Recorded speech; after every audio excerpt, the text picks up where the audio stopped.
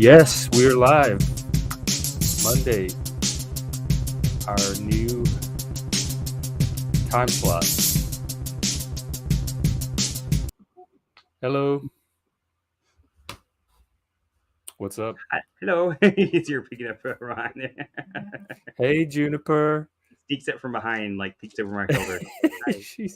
Hi, dear. She can hear and see you. Yeah. She can finally interact with it. It's the full sensory experience for her. Yeah, here, come. You want to sit here?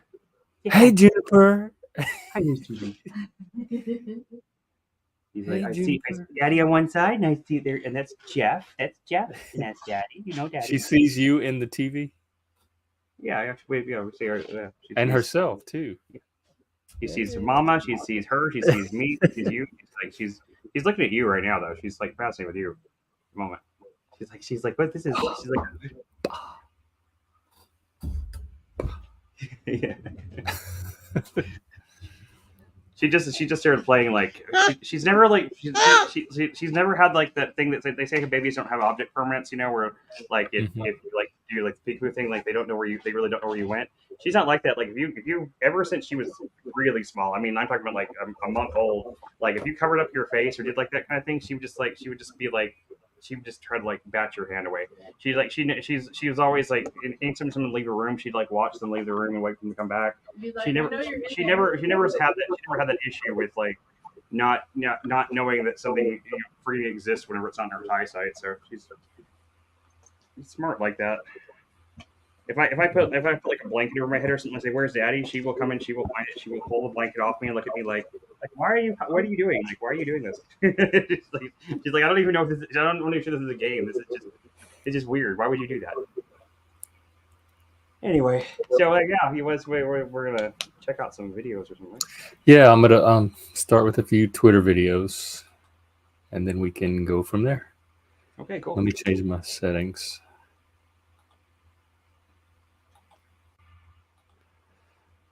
Okay.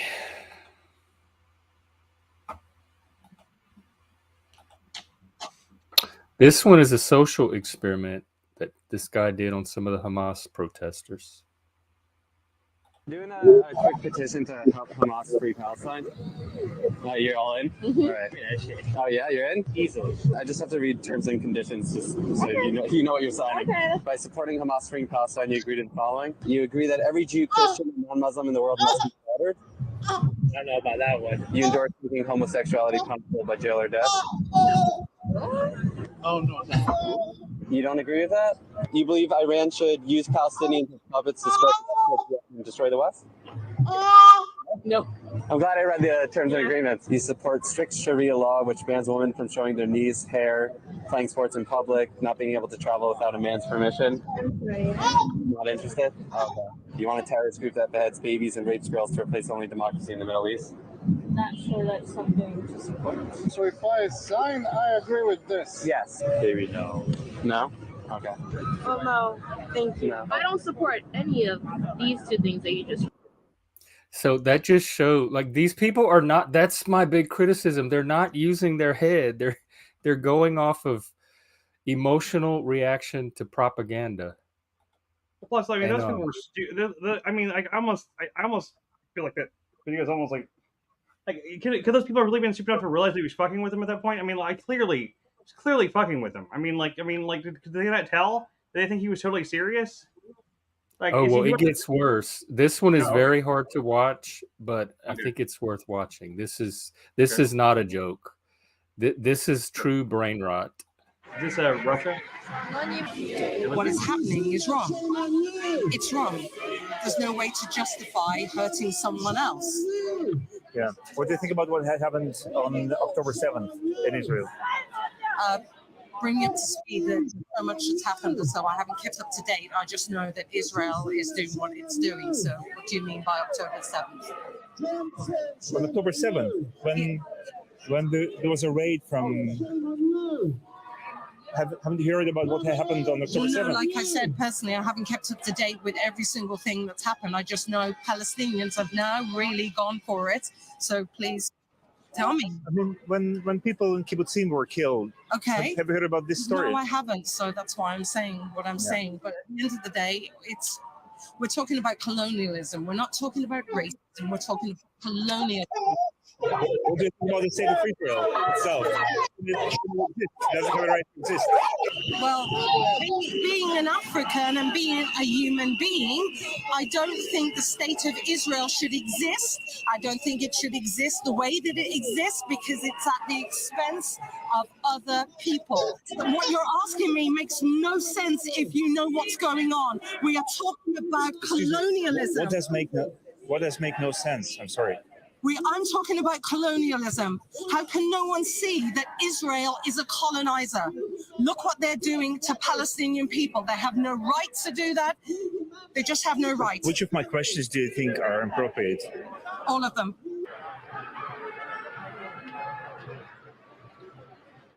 I guess that's it. Yeah, just idiocy. But like even talking to the people that I've been talking to on here, it seems like October 7th is getting lost in the whole thing. Like that should be the centerpiece of the whole conversation, and it's barely brought up from their side. Like it never happened. Here's one. I didn't get to watch it yet, so I don't know what it is. This is not comedy and it's not parody. This is a real thing somebody put out. This is if you're transitioning, it's like the etiquette of what to say and not say if you meet a trans person. I think I might have seen this one, but yeah, I can play it. I was watching a TikTok compilation earlier. I can't understand. Do they have captions? I know I can't see it. It's not I can't understand them.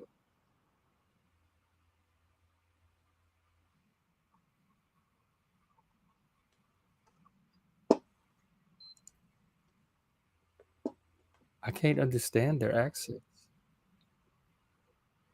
Like what you don't know what country they're from. It doesn't have like the auto caption thing on it.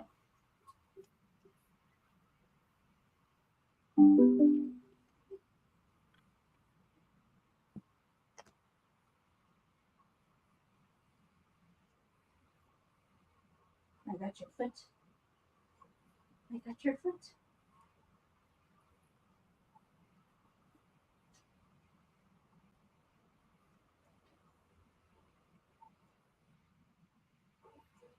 Yeah, all good. Actually, don't know. Bruce, he's fine. Here.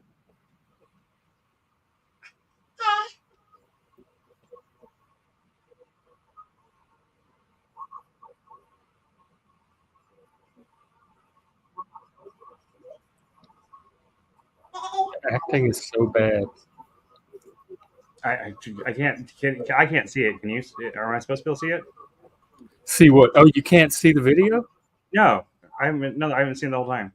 It's on screen. Oh, because I'm not sharing it. You know what? I'm not going to share it. It's the acting is so bad, and I can't understand what they're saying. The accent is so thick. I cannot understand a single thing. I thought you were trying to get to work. And that's why I was waiting. That's why I was waiting patiently because I thought you were trying to get to work or something. So I was sitting here thinking like that something wasn't working. Hey, Jack. No, I didn't hit share. That's why.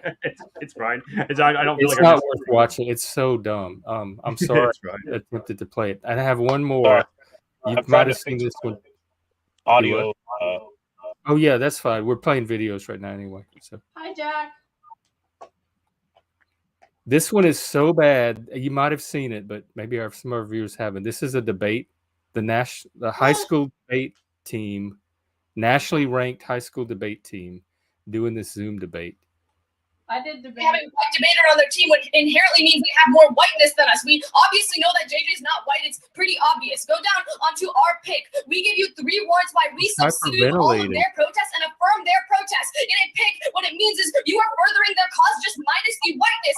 As Rebecca is a vehicle for this movement, we say whiteness is really bad for representation in queer people, and it's a bad form of furthering this protest. The best way to further the protest is to vote for our pick and to affirm it, but minus the whiteness. They say that we're taking over JJ's labor, but first, this is a new response. If they read this response before we we probably would have read a cap about how you can't like use labor across identity lines. That's a really bad thing to do. Second, how PICs work is you affirm their protest. We're not taking over their labor. It's just a technicality debate. Then they say that it's trans exclusion. No. Couple responses that they dropped from Sanji. One, our constructive speech was about personal experiences about our identity. We are not comfortable discussing our sexuality on a live stream with 130 people. Second, we say that them telling us how we should represent our advocacy feeds into our link about racism because a white person, someone on a white team should never be telling two women of color how they should be furthering their advocacy. That's an independent link into our whiteness argument that gets dropped. You can drop them right now.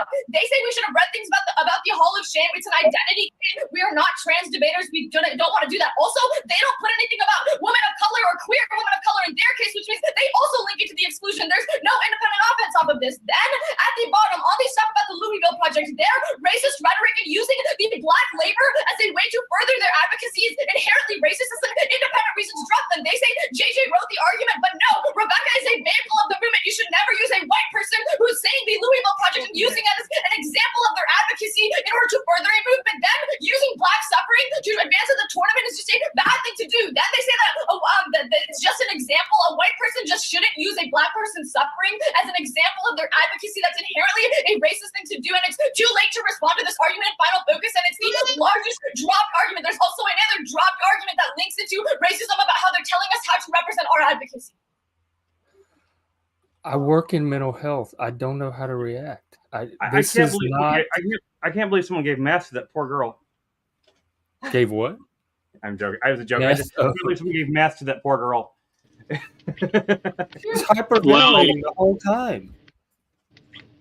Well, these people say, but the thing is, like, it's like a religion because these people think that it's like their duty to, like, it's literally like a religious thing. Like, it reminds me of going to church. Christians act in this way. Yeah, I don't know. This is a more fervent religious type thing than I grew up in Southern Baptist churches. My dad was a minister. Okay, I mean, I was in it when it comes to like church growing up, and I was in a charismatic church after that. I never saw anybody at quite that much of a fever pitch, you know, even the charismatic, the ones that can do the shaking and all and speaking in tongues things.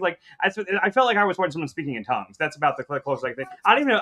Even with the subtitles, I didn't understand the term she was using. What did she say? She kept saying their pick over and over again. I don't know what that means. It didn't. The context didn't make any sense. And I'm usually pretty good at understanding things through context, but I have no idea what you're talking about. Well, what you want to do is go into ChatGPT and start Socratically dialoguing.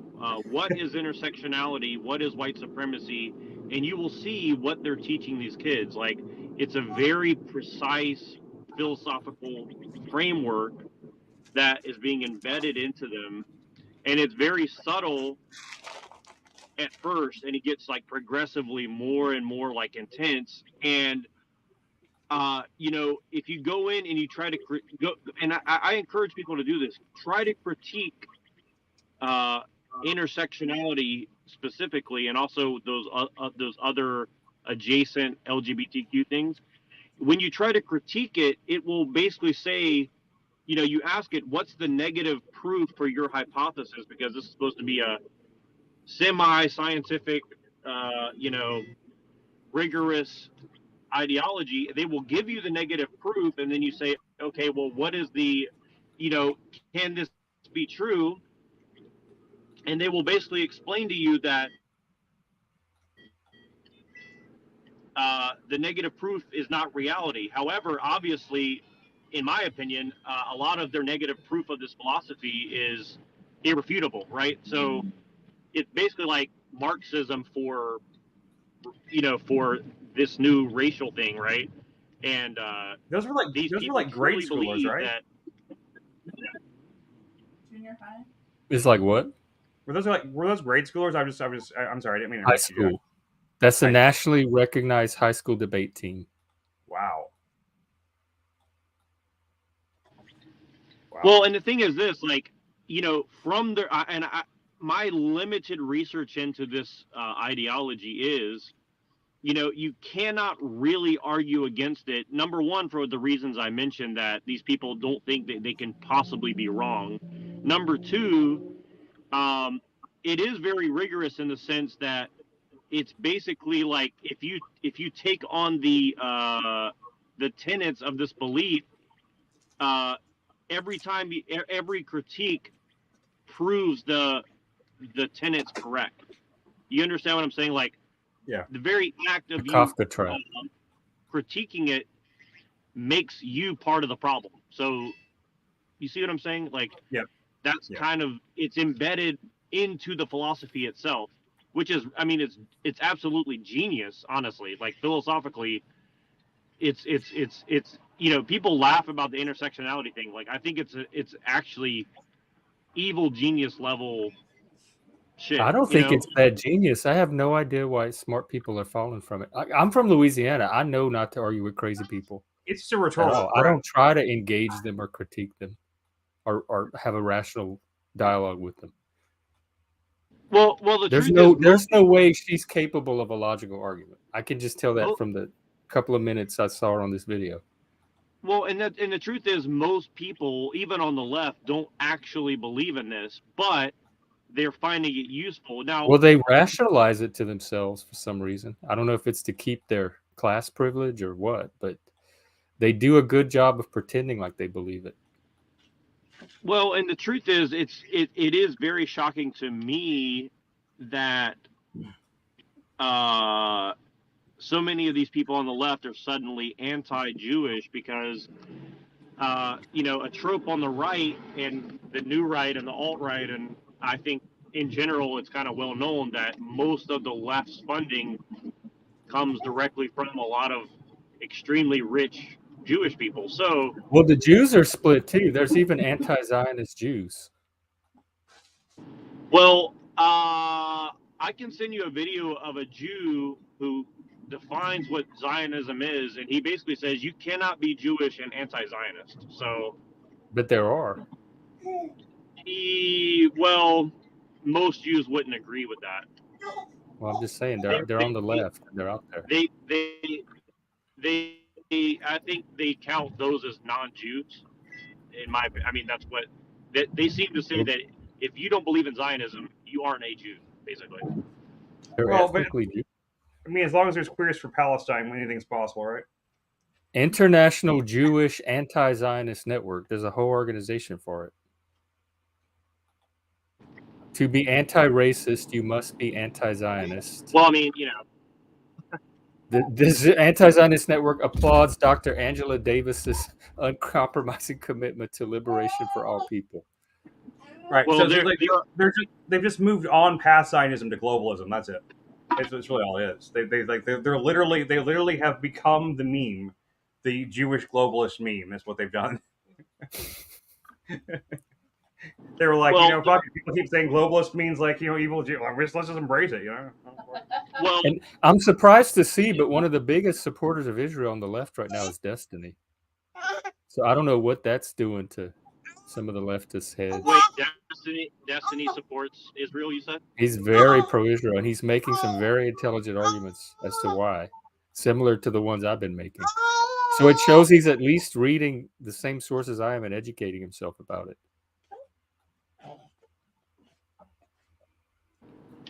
But Well, there's a I would lot of be interested to Destiny's see that. followers in our community that are saying the complete opposite. So I don't know how they're reconciling that. They're having the same experience with Destiny that I'm having with Paul. Which goes to my point of how this issue is splitting the centrist community. This is the thing that's getting me, that I think that it's tripping me up. They're not tripping me up the most, but like I find the most confusing about the arguments that people keep making, right and left, or the ones that the argument the right people on the right, or at least the pro-Israel side. I guess it's really not right left anymore. It's pro-Israel or pro-Palestine or anti-Israel or whatever.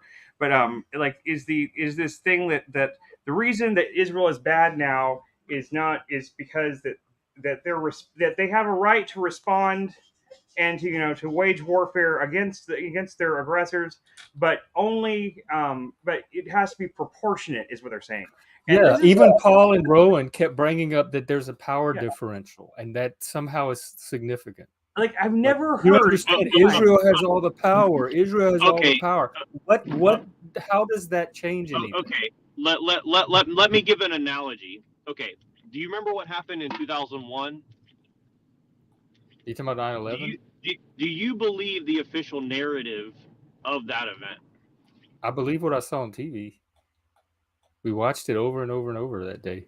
Do you believe that it was 8 dudes who hijacked 3 planes or 4 planes or whatever? More or less. Like, I don't know the exact details at this point in time, but yeah, more or less. I don't believe it was a conspiracy. No. So 3,000 people died. The next 20 years, trillions of dollars killing millions of people. Do you think that the 3,000 who died justified that?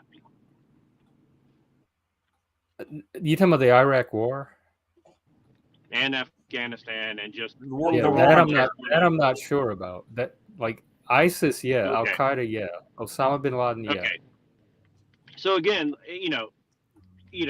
it's the same argument essentially, right? Like, do the ends justify the means? Well, anybody can say that they do, right? So that's kind of what it really boils down to. And like, I am shocked that I find myself agreeing with Paul. I pretty much take Paul's position as far as I can tell. Like, I can't really find anything to disagree with Paul on. So, except for the facts. Well, give me an example. Give me. Well, what's a point that you agree? I mean, pretty much his whole conversation. I mean, historically, he is doubting the legitimacy of Israel, and there's so much historical evidence. Well, if you understand what Zionism is, it basically says they have the right to do anything that they want to make Israel in and of itself for themselves. And some take it much further to say that the whole world should basically bow down to Israel. So show me where you get. There are people that do say that. There are weird, crazy. Right. There's different there's different strains of Zionism. Yeah, there's some crazy Zionists out there too. Absolutely. But there's crazy extremists in every group. Zionist means a Jewish national identity and a national homeland for the Jews, just like we have an American homeland for Americans. There's no secular justification for it. What do you mean? Yes, there is. What is the secular? What is it?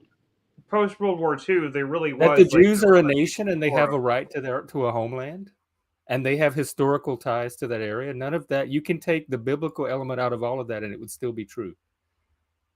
There are secular Jews. So anyone who claims ties to a land of blood and soil, they can just have the right to basically take any means necessary to claim. Yeah, but that's not what happened. That's what I'm saying. The historical facts are wrong. I just posted. I don't want to go through it because it's like really long, but I posted a tweet. I'll put it in the chat today that some Twitter guy did where he goes over all of the historical facts. Israel didn't go in there and take land and just lay claim, like say we're here now, we're Israel. That's not how they became Israel.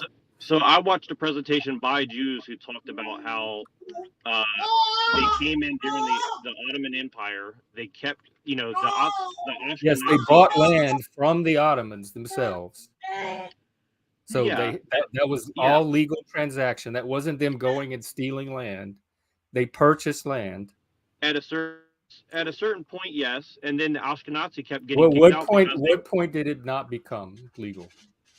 Well, I didn't get that far in the presentation, but the point is overall is like, at what point do you justify violence to get what you want? Right. That's kind of what land is being attacked and you have to defend it. Well, that's what the Palestinians are claiming too. So that you have two sides. But the Arab War of 1947, before it was real. That's not a claim that, these Arabs are attacking us. It actually happened. We have historical evidence for it. And they successfully defended the land that the entire world had given them legally. The League of Nations. If you don't think they should be there, you need to take it up with the League of Nations, which is like almost every country in the world.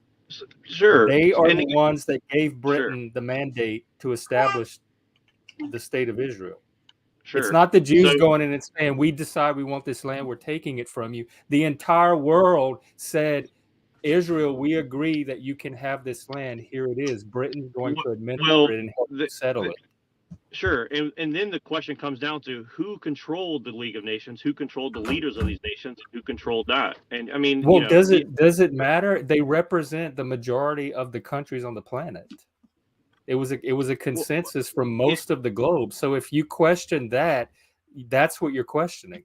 You're questioning the legitimacy of the entire League of Nations and the Western system of government. Sure, as an American, I don't have That's the right. why I think this is more Western, anti-Western than anything as an else. American, I don't have the right to criticize world government making decisions. You can, but this is settled fact. Like that, you might as well question whether the U.S. is legitimate, whether Canada is legitimate, whatever. You can go back and question any country, but this is settled fact at this point in history. None of the rest of us have to go along. Sure, no, yeah, and again, I'm not really upset or anything. I'm trying to tease out the logic here because I think that it is very interesting. Like, you know.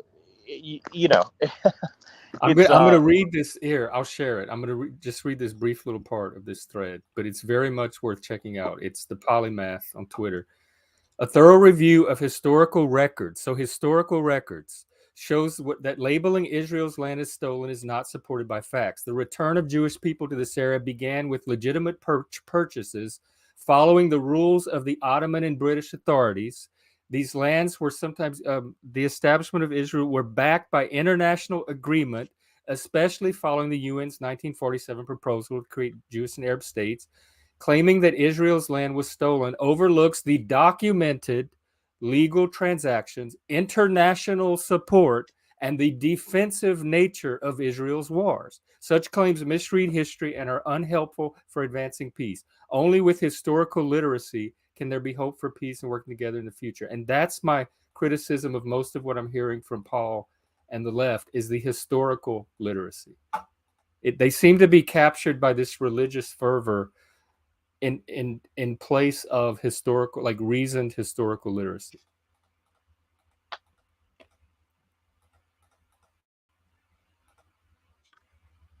I mean, we really want to go back. I mean, like it's like Jerusalem has tons of proof that the Jews literally, lived there and they had their temple there and everything. I mean, there's tons of proof. You can't that hear me? Wait, he said he can't hear me. Did I? Oh, I guess did you hear all of that? I can hear the whole thing. Yeah. Okay. Yeah, I guess he must have got must have had a connection problem. Should be right back. Yeah, I mean, I just think like when it comes to like. It kind of like if you want to go back to say like, well, the Palestinians were there before the Jewish state. Okay, well, whatever. But they weren't Palestinians. Jerusalem, at least, Jerusalem was definitely a Jewish city in history because Muslims came and built the freaking Dome of the Rock over where the temple was and everything. I mean, like this is a known historical fact. I mean, so you could just as easily go back and say like, well. They have every right to go back and take back what the Muslims took from them in the first place. If you take it like that, I don't think it matters anymore. It's settled legal precedent, as they say. Like when they talk about the kind of shit. That's a done deal. We have to deal with what it is from right now, and what the recent history, the recent state of events, and that's where I get really hung up with this whole idea that. Any warfare needs to be proportionate. Like, is there like a number, or really? Do you really think there should be like a number on it? Like, okay, well, it's okay to kill, let's say 3,000 people. More than 3,001 people, though, you've gone over the line now, but Mister. Now you've committed a crime. I mean, come on, what is this? Are we killing people or we're not? I mean, you can question the legitimacy of any country, but every country we have on the planet right now, including ours, became a nation through a process very similar to Israel. So, if Israel's being arbitrarily singled out to question its legitimacy and to hold it to a higher standard of warfare than any other country, and I don't know why. I don't believe it's anti-Semitism in all cases, but I do believe there's some kind of anti-Western bias to it. I don't understand it from Westerners. I understand it from the left because they're idiots and it makes perfect sense that they would support something like that. I don't understand it from intelligent thinking Westerners. Why they would turn I'll give you a good Western civilization in favor of radical Muslim terrorism. When I grew up in the South watching Christians say that we owe a blood debt to Jews to the point where we have to defend them at all costs, and it's our duty to go over there and fight for whatever they want. I have a problem with that. Like, I don't like. I never heard that, but I don't believe that, and I don't know what church anyone did you- believe. what church did you Like grow up in? Joshua Jones said, it's in our national interest to support Israel, but for practical reasons, not for we owe them a blood debt and must do it at all costs. Well, that's the way that the United States behaves. So, I mean, well, you said you got that from the evangelical Christians growing up. I would not take them as the authoritative source for. Well, but they are the power base. I mean, they are the power, but they are the power base for the United States of America. I mean, that's almost all the soldiers in the United States Army and military. So. I'm just hearing.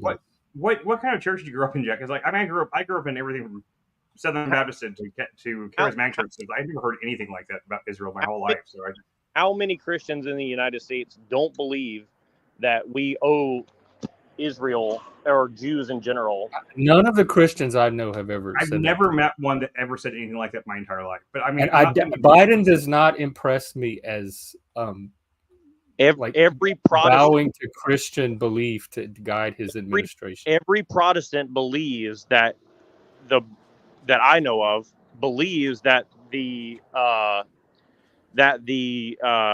Book of Revelations directly ties into the second coming of Jesus, right? And they think that that's not going to happen unless they get the Jews to take over Israel, knock off that dome, and build a temple. I mean, I have heard that. It was from a small fringe minority. I have heard that before, even growing up, but it was not from the mainstream Christians at all. That's every single Protestant that I've ever heard of. That's what they believe in. Seriously? No, that was always the crazy. Like, those were the crazy religious nuts and kooks, even among the religious people. No, it's embedded into the religion itself. I believe you. The Catholics never talked about. Yeah, and I believe you, Jack. But I grew up in Protestant churches my whole life. I never heard that. I'm not saying that you didn't hear it, but it's just weird to me. I feel like we grew up in parallel universes or something like that. Are there any Protestants out there that want to come on and help us clarify this? Yeah, I would love to see. Please hop on. And look, I may be wrong because look, I grew up in a. I'm not doubting what you heard. I'm just doubting that what you heard is representative of the majority of Protestant Christians. Well, I think even Catholics believe it too. They just don't want to say it openly. But that's my. I don't know. I grew up Catholic. I'm not aware of them secretly believing things that they don't say. I feel like Protestants like Jews more than Catholic people do. Catholics tend to have kind of like a weird kind of thing with Jewish because they're both very ritualistic and. Yeah, the Catholics don't like Protestants either, but so that's true. Yeah, we didn't hate them. Yeah, and the truth is, it doesn't matter what the average person believes. It's kind of like the church as an entity, right? It's not just. But I don't even think the church has the political power currently that you think it has. Just like I don't believe the radical religious right in Israel has the power that people think it has. They definitely used to, but I don't know. I don't know if they. Yeah, they used to, but they don't under George Bush and that. But they don't right now. They haven't for a while. Even under Trump, I wouldn't say they had it. I think they thought they were going to get it with Trump, but they didn't really. I don't know. I don't know. I feel like the entire state of politics in Washington is kind of in chaos. There isn't like one. There's a whole bunch of groups vying for power right now. I don't think anybody's really in control right now. That's my Christianity's been on the decline for a while. Oh yeah, definitely that. But I just feel like politically speaking, I mean, this is not fact based. This is totally vibe based. You can call it conspiracy or whatever, or just pure conjecture. But I just have this. My feeling that I get about like the state of politics right now is that there isn't really like one group that really, or one ideology that's really got an iron grip on things. I feel like there's like 5 or 6 of them, and they're all kind of at each other's throats trying to. Look. Here's the thing. Even Joshua Jones, as an atheist, said 2 things I think are pivotal in understanding the situation. Without Mean Mr. Mustache doing what he did, Israel wouldn't exist. That's number 1. Number 2. They were settling before that. Zionism started in the 19th century. But it justified the. Well, it gave them a reason to seriously consider a homeland for. And secondly, secondly, Joshua Jones said this, which I find very interesting as well, which is Christianity didn't really become a power block until it had to defend against Islam, and that's when it really became like an empire of and it got really solidified. You know, I thought that happened with Rome during Rome. Yeah, I think so, but you mean the Holy Wars? Does it mean you mean like the Holy Wars, the Crusades? Is that what you're talking about? Sorry, there's a huge truck going by. Can you repeat that? Sorry. Oh, that's okay. I mean when we say the fighting against Islam, you mean the Crusades? Is that what you mean? Well, I think here's what I think Joshua was trying to get at, which is that essentially Christianity is very useful if you want to get a bunch of blind soldiers to go do what you want. Well, Indian religion is. Yeah, of course. But if we're talking about Judaism, Christianity, and Islam, really only Christianity and Islam have enough people to really have like a threat to the world. So my point is, that's true. Why is it that 10 million people who call themselves Jews have so much influence over the rest of the world? I mean, if you wanted to talk about what influence do they have? Because so far with this conflict, they're wanting to do things, and the United States is going in and telling them, no, do this instead, and they're listening to what we're saying. They turn the water back on. They're it's good cop, bad cop, in my opinion, personally. So you think Israel's like really the one in control, and the U.S. is just pretending to be calling the shots?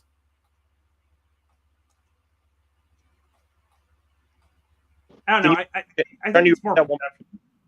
I really think so. I don't really feel like Israel has as much power as it looks like. I don't think it does either.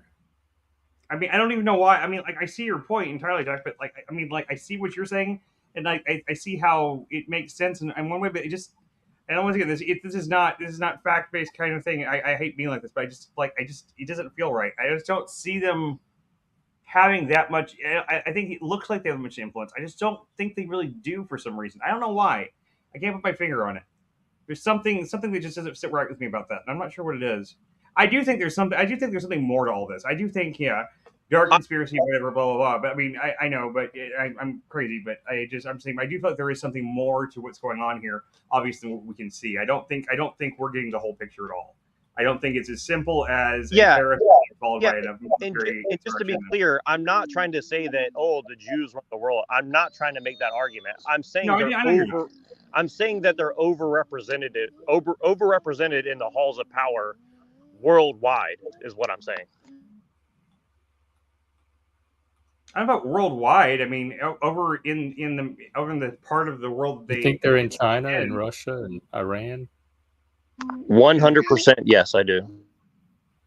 In Iran? I mean, aren't they kind of persona non grata in Iran? Is this based on anything we could look at and form an opinion about? Yeah, go look at every major banking system and look at who's in charge of them. That's the easiest way. Yeah, I mean, the Jewish people did. So do you think every Jew on the planet is coordinating with each other? Not necessarily, but if most Jews believe that Zionism is part of their religion and they also happen to run financial, which means a national homeland for Israel. Well, I think it actually goes beyond that, because if you go actually look at what Zionism, Third Temple and all that other stuff. I say let them do it. Let them go ahead and build a third temple. It's not going to bring that around in the world, because Revelations is a historical document, not a prophetic one. So it doesn't really matter. No, my point is, why do so many people believe that if it's not really that? That's exactly my point. That's why it's so weird. That's why it's so why do they believe what? I don't think as many people believe it as you think. I think the world is more secular now and is getting even more secular than that. I think the religious fundamentalism is on the wane. Well, whether they have a secular reason for believing it or they have a religious belief in it, yet still the same thing is continuing. So, whether you want to say it's a religious the secular Jews I know are not much interested in a third temple. They want a Jewish homeland. They don't necessarily want the third temple on that particular site. This is where P.F. Young has a strong argument, which is they pick the worst possible place to do it. But what are they doing? They haven't built a third temple. That's what I'm saying. I don't think the third temple thing is really a serious issue for most Israelis. Well, I my think point is religious. the fact that they say that 2,000, 3,000 years ago they had a tie to this land, therefore fuck everybody else, they're going to take it back. I mean, it opens the door. I just went through all the. They didn't say fuck all that. We're taking it back. I went through the process of how they ended up there. It wasn't them taking it back. Sure, but it's It was them enforced. buying It's some of it enforced. back from the It's legal enforced owners by. that agreed to sell it to them. It was the League of Nations granting it to them after the Ottoman Empire lost the war, and appointing Britain to oversee it. It was all done through current legal means in our Western system of law and civilization. So if that's It's what you're enforced. critiquing, It's enforced by a threat of military action. Is my point. yeah, everything in the West is that we agree. Like all countries' borders are enforced by military. Of course. But my point. That's. But I'm just saying, everything is boiling down to if you have the power to enforce it, then it makes it right. It makes what right? Have national borders? Well, why Israel's why not can, doing anything that no other Sure. Western country or even Sure. global But country is not doing. So why does Israel have more of a right to an ethnic homeland than the United States does? They don't have I mean, more of a right. I don't agree with the ethno-state thing either. I think that's kind of fucked up. It's not an ethno-state. It's Well, not only Jews living there. You can't immigrate there though unless you anymore. You can't immigrate But there. Unless, all countries have like immigration laws. sure, yeah. They have Arabs living there. They have Americans living there. One tiny country. I don't like her. I don't know where the ethno-state thing comes from. Hi, Trent. In the chat. So you don't think Israel has anything to do with the ethnic state? No. So I can convert to Judaism and I get accepted as a Jew over there? I don't know their rules. And it's based on genetics. You have to prove you have a Jewish bloodline. Oh, okay. So yeah, and by those standards, then basically Hitler was correct. I mean, in his framework, he could say, well, anybody who's a non-Aryan German has to leave here or doesn't have the right. But that's not what they're doing. They have non-Jews living there as citizens with equal rights as everybody else. So that's what I'm saying. It's no more ethnic than America or Canada is. Okay, so here's the question. What's the difference between them living as a Jew under Ottoman rule versus them living as a Jew controlling Israel? The right to self-determination. The right to self-determination that all other nations have. That's what I'm saying. It seems like you don't think the Jews should be there. Like you question their right to be there, and that is all established historical and legal fact. I'm questioning their justifications. I'm not questioning their right. I'm questioning the justification. Well, it doesn't matter because that's all been litigated by now. Whatever their case was, they made it. They convinced the League of Nations. They convinced the Ottomans to sell them land. They convinced Britain. They won war to defend it all. That's all settled fact by now. So if you can go back in time and relitigate any nation's justification for why they exist. People try to do it with America. If we're saying that the Jews don't have the right to have Israel, then I think they don't have to keep justifying their nation either. So most of the people live there now have been born there. I mean, like it's not. They're as naturalized as like you or me are. Okay, so if I have to say that to be American, to be an American citizen, you have to prove European descent. Matriarchally. But we don't say that. That's not how America works. Right, but as an American, should I have the right to advocate for that? I mean, yeah, you could. I mean, you could advocate for it. You could from this aspect of free speech. Yeah, I think you can advocate for anything you want. And so if I get into power legitimately, the UN stamps approval, I get to kick everyone out of the United States who doesn't fall into my vision of what. Probably not, but that's not what Israel's doing either. Well, okay. So what's They're the not difference? kicking out all non-Jews. I don't know where that's coming from. Okay, so where's the line? The line for what? Citizenship? Yeah. Let me see. Let me see if they have it online. I don't know. You know, this is gonna sound really like unintelligent and petty, but like when I really think about it and I try to like boil it down to the simple terms as possible, I think myself things like okay, so if like God, you know, God, I'm not saying like if there was a God, right? But if like so let's say God, you know, comes down from the heavens or whatever, and he picks me up and he says, and he gives me, he's like, you know what, I'm tired of this Israel Palestine thing. Pick one. I'm going to destroy the other one. I'm going to pick Israel to survive. I mean, it's like in terms of like their values and everything else like that. I identify more with Israel. That's basically why I'm on their side. And like maybe that's shitty of me. Maybe that makes me a bad person, but that's just the way it is. I don't know. If I had the choice to decide who lives and dies, which one of these two groups gets to make it, I'm going to go with the Israelis. Just not because of any religious reasons or anything else, just because like I see a country there that I can relate to more than I can. They're the with more civilized and the more the able to Sharia live in law peace with caliphate. their So neighbors. Let me read this from Wikipedia.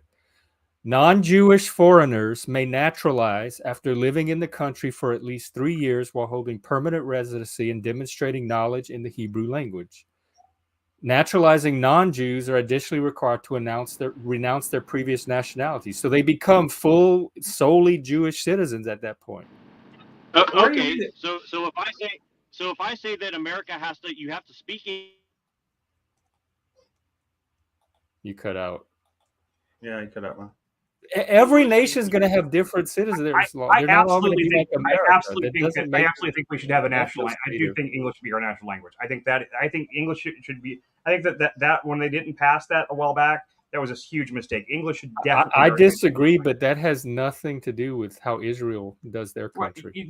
I think there's a use. You don't think there's a usefulness having a national language, having like a standard communication. We have interpreters. We have enough people that can speak other language that interpret. I'm not saying they can't speak, but I think they all need to. I think they need to be able to speak English to be citizens here. Well, you can advocate for that. I personally don't. It's not that high of a priority to me to force everybody to assimilate. Plus, Asian, we went through forced assimilation.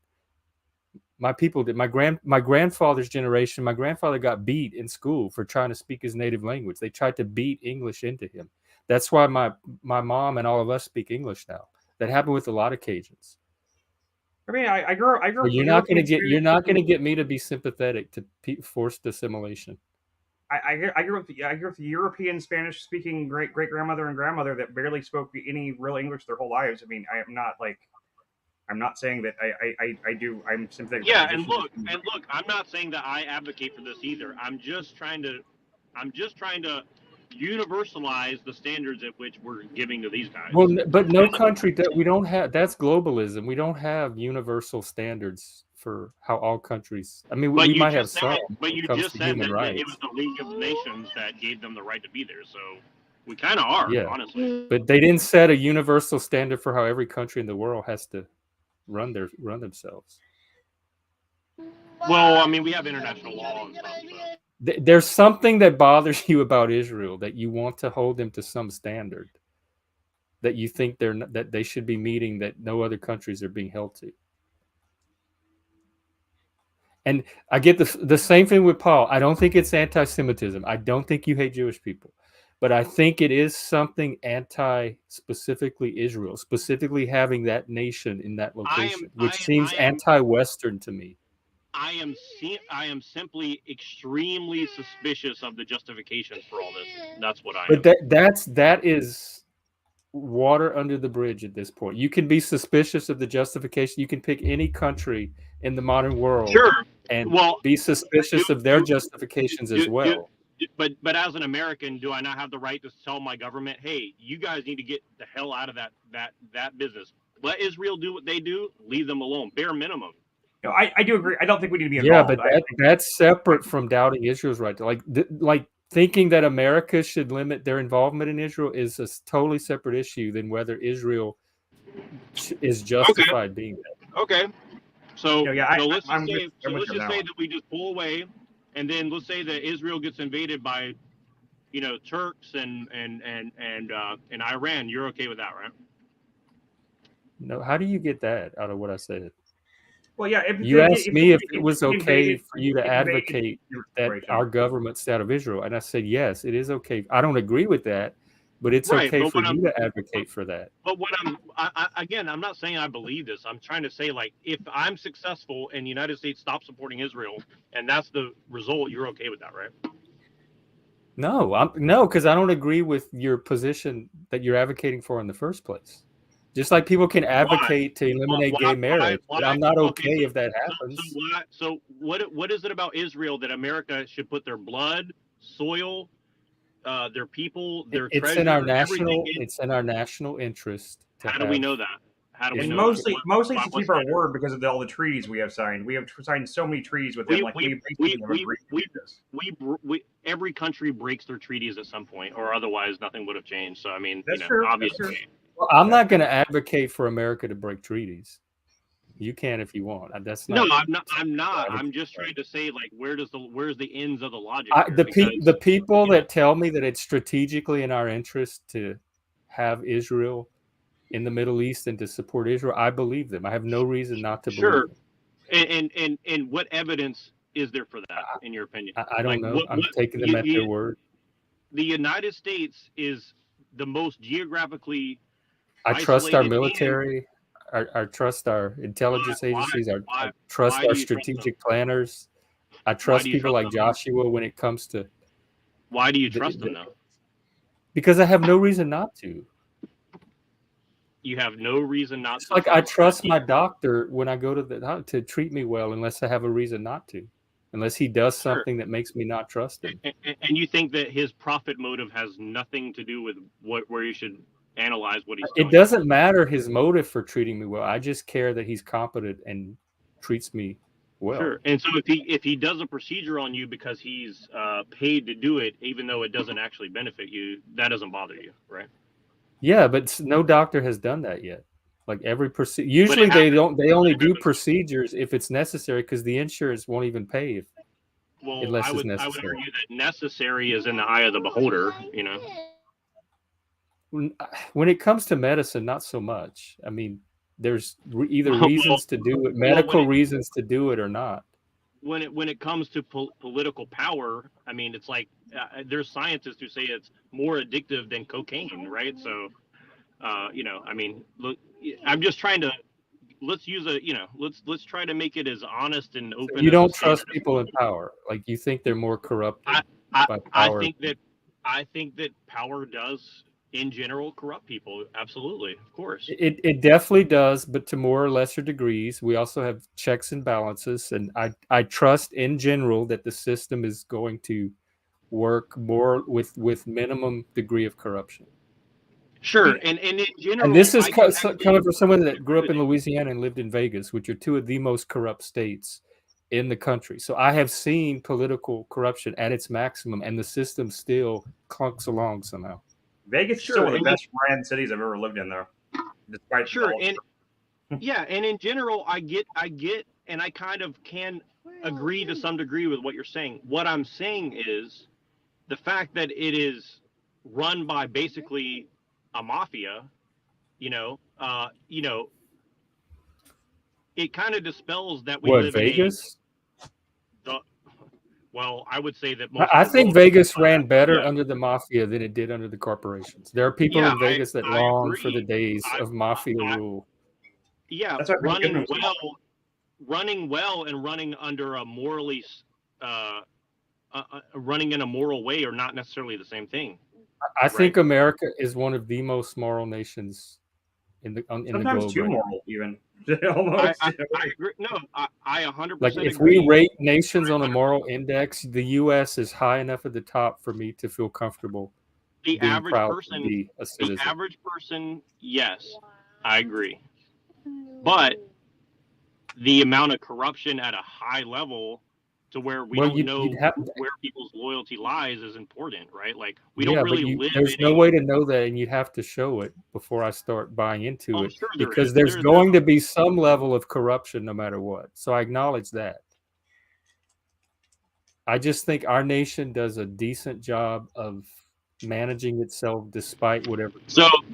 So you're saying that And there's 4 no years room of for Donald improvement. Trump, reinforced that faith more than anything else. Like, if we can get through 4 years of one of the most corrupt regimes in the history of the country and still come out intact, that makes me even more confident and proud of America. Who do you think corrupted him? Who do you think he was working for? Well, you just said power. It's not any one person. It's just power in general has a corrupting effect. He had on power human before nature. them. There's people Sure, that he think he was being controlled by both Russia and Israel pretty strongly, and I tend to agree. So Controlled how? Like blackmailed? That was part of Russiagate. yeah, well, I think that was a cover for something else. I mean, his whole family is basically like well-known Zionists from Israel. So yeah, I mean, Trump's family? yeah, Kushner, all that. I mean, Well, I know he had Jared Kushner in the White House. I don't know his position on Zionism. I mean, I'm no fan of Trump, but I still don't think he's worse than Biden. So sorry. I actually think Trump is worse than Biden. Actually, You think Trump is worse? I don't know. They're really 50-50 to me. at this point, yeah, I do. Honestly. Like, what are your reasons for that? I'm just curious because, I'm open to somebody convincing me of that, but so far I see just as much, if not more, corruption from Biden than I did from Trump. I think Trump as a figure exposing the problems with the media, that I give him credit for. The rest of his foreign policy was basically, I mean, he might as well be Benjamin Netanyahu. I mean, he didn't really do anything for the United States, in my opinion. I don't see any benefit to what he did. I think that the whole C-19 thing was just a complete destruction. I understand. Here's the thing. If there was an underlying cause to reorganize the economy worldwide, okay, sure. But I have my doubts that that's going to go very well for the average person in America. It doesn't seem to be going very well, right? But no, yeah, that's a good point. I mean, I think that Biden's doing this. I have to admit, I kind of go back to the old Bill Hicks thing: puppet on the right, puppet on the left. You know, I feel like it's the same. It's the same product with a different flavor on it. You know, it's like it's the same thing no matter what. Those are neoliberal bullshit no matter what you. I agree. I mean, it hardly matters what figurehead is fucking us at this point, you know. Yeah, and Jeff, thank you for letting me do it. I'm really not emotional or anything. I'm just trying to understand. It doesn't matter if you're emotional. It's fine to be emotional. This is an emotional issue for a lot of people. Yeah, and I'm trying to be level-headed about it. Like, in general, I kind of do agree with a lot of your points. Honestly, I really do. Like, I'm just trying to understand, like, what is the moral framework that we're going to use to judge these things, you know? To a degree, you know, I've been thinking a lot about that too, and I totally see where you're coming from because I think what it seemed like to me, what I assumed you were doing anyway, is you're just trying to be intellectually rigorous and just trying to really trying to hit all the sides as hard as you can, right? You're trying to put as much pressure on any one position to see which one's really stand and which one's break. And then I get to this point where I'm like, and yet I know it sounds callous, but there's a part of me that doesn't really care that much. I mean, just because we're so far away from it, I can't really affect it. And I do agree that it is important to kind of understand our own moral prescriptions, our own moral, where our ideologies lie or whatever. But I feel like to a degree, I feel like for most people, or for someone like me anyway, I feel like to a degree, like getting too invested, too upset, or whatever you want to call it, about this Israel-Palestine thing at this point anyway is more of a distraction than anything. I don't know. I feel like that's a wrong. Once again, I feel like the callous kind of way to feel, but I just it can't affect me. You know, let me explain.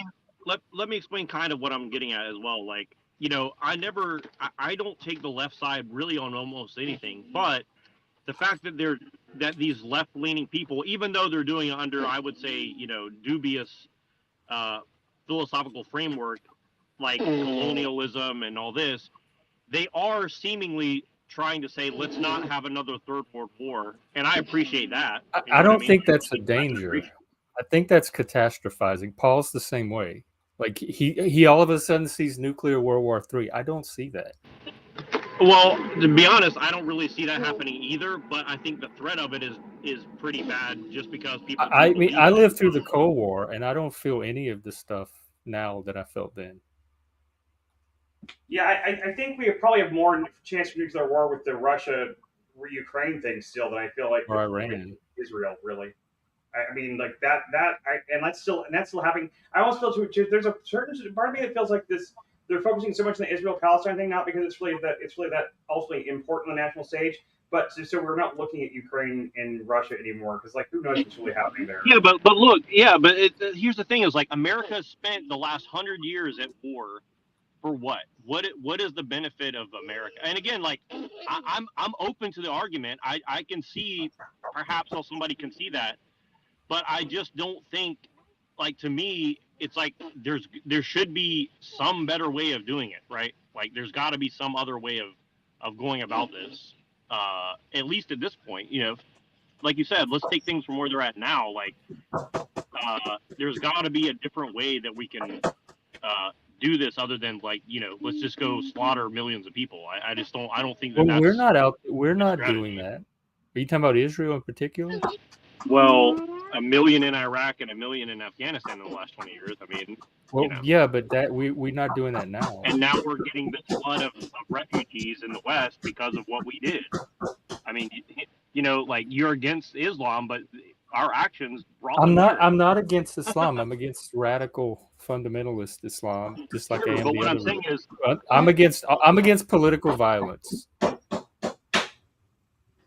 And usually political violence shows up in the extremist ends of any political group. Well, let's measure how many people radical Islam has killed versus how much the American war machine has killed. I mean, I'm against all of it. And war machine is not political violence. That's legitimate state violence. I'm talking about extremist, activist violence. Terrorism, Antifa, the BLM riots. That's what I consider political violence. Well, I don't know. I mean, I get it. I get what you're saying, but I mean, all war is political, though.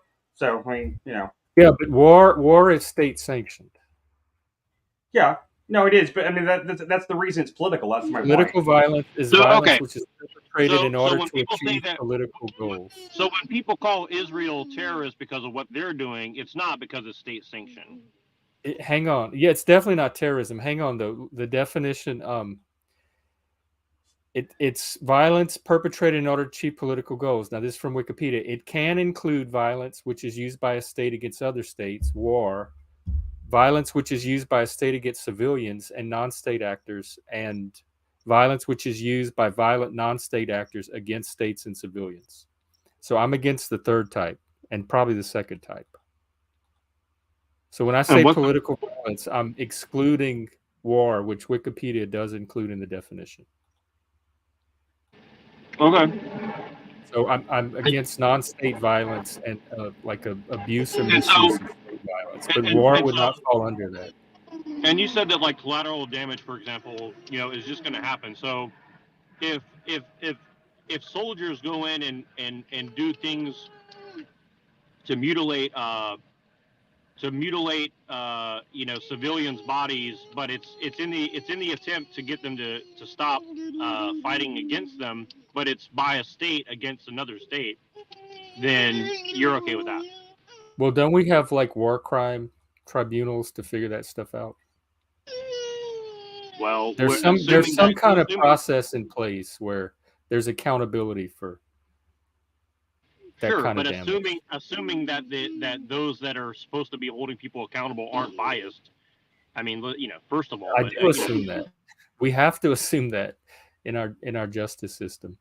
I mean, to the degree that I feel like I have any say or any influence, and I don't really, but to the degree I have any say or influence or any right to have even an opinion on this, You know, I mean, I'm in general in my own life, personally, I'm against all forms of violence and war. I would prefer that those things didn't happen. I am realistic enough to realize they are going to happen, and these things are not they're not avoidable, unfortunately. But I would prefer that no kinds of violence ever occurred like that, in that sense, like especially when in an unprovoked attack as such is what happened that started this whole thing. And you could say it was provoked because of because of all the oppression and this and that. But then I don't again, think terrorism is ever justified. but it really, I mean, I'm sorry, but what Hamas did was not really terrorism. That was state sanctioned itself. They are the state. They are the state, even though Gaza doesn't. But it was a terrorist organization even before it got elected. So so as soon as they became official, like, I mean, that's like, I mean, so. Well, then it was an unprovoked act of war. Either one, I don't think is. I don't I support. mean, if a mobster gets elected president, is he still the president? It's semantics though, because it could be described easily as terrorism. I was just saying that it was an act of war. Well, either one. It was a terroristic act of war. Okay. They're not exclusive. But people say the same thing about Israel, though. So I mean, that's that. What did Israel do? What did Israel do that compares to October 7th? I just edited a video last night. When I release it, you'll see. But yeah. So, but let's just say that people perceive that Jews coming and kicking old women off their land and saying this house is mine because I just got here from. But that's not what happened. Oh, it does definitely happen for sure. If it happens once, it justifies it in the minds of some people. Like if somebody came and kicked your mom off her land and said, "This is my house, this is my land, fuck you, get off." I mean, you would take that kind of personal, right? Well, we would. That kind of thing even does happen in America, though. That kind of thing does actually happen here. I mean, we've even had absolutely it does.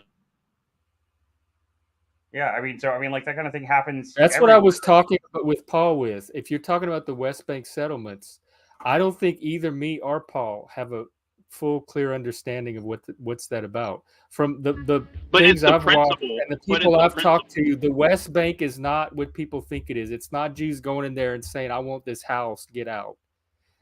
That it's being framed a certain way, but that's not actually the facts on the ground. I don't know enough. I need to research that more. Yeah, of course. I'm just intuitively, it doesn't seem like Israel is just going there and kicking. A lot of it, what they're calling the Nakba, was the result of a defensive war against a war of aggression that was levied at Israel.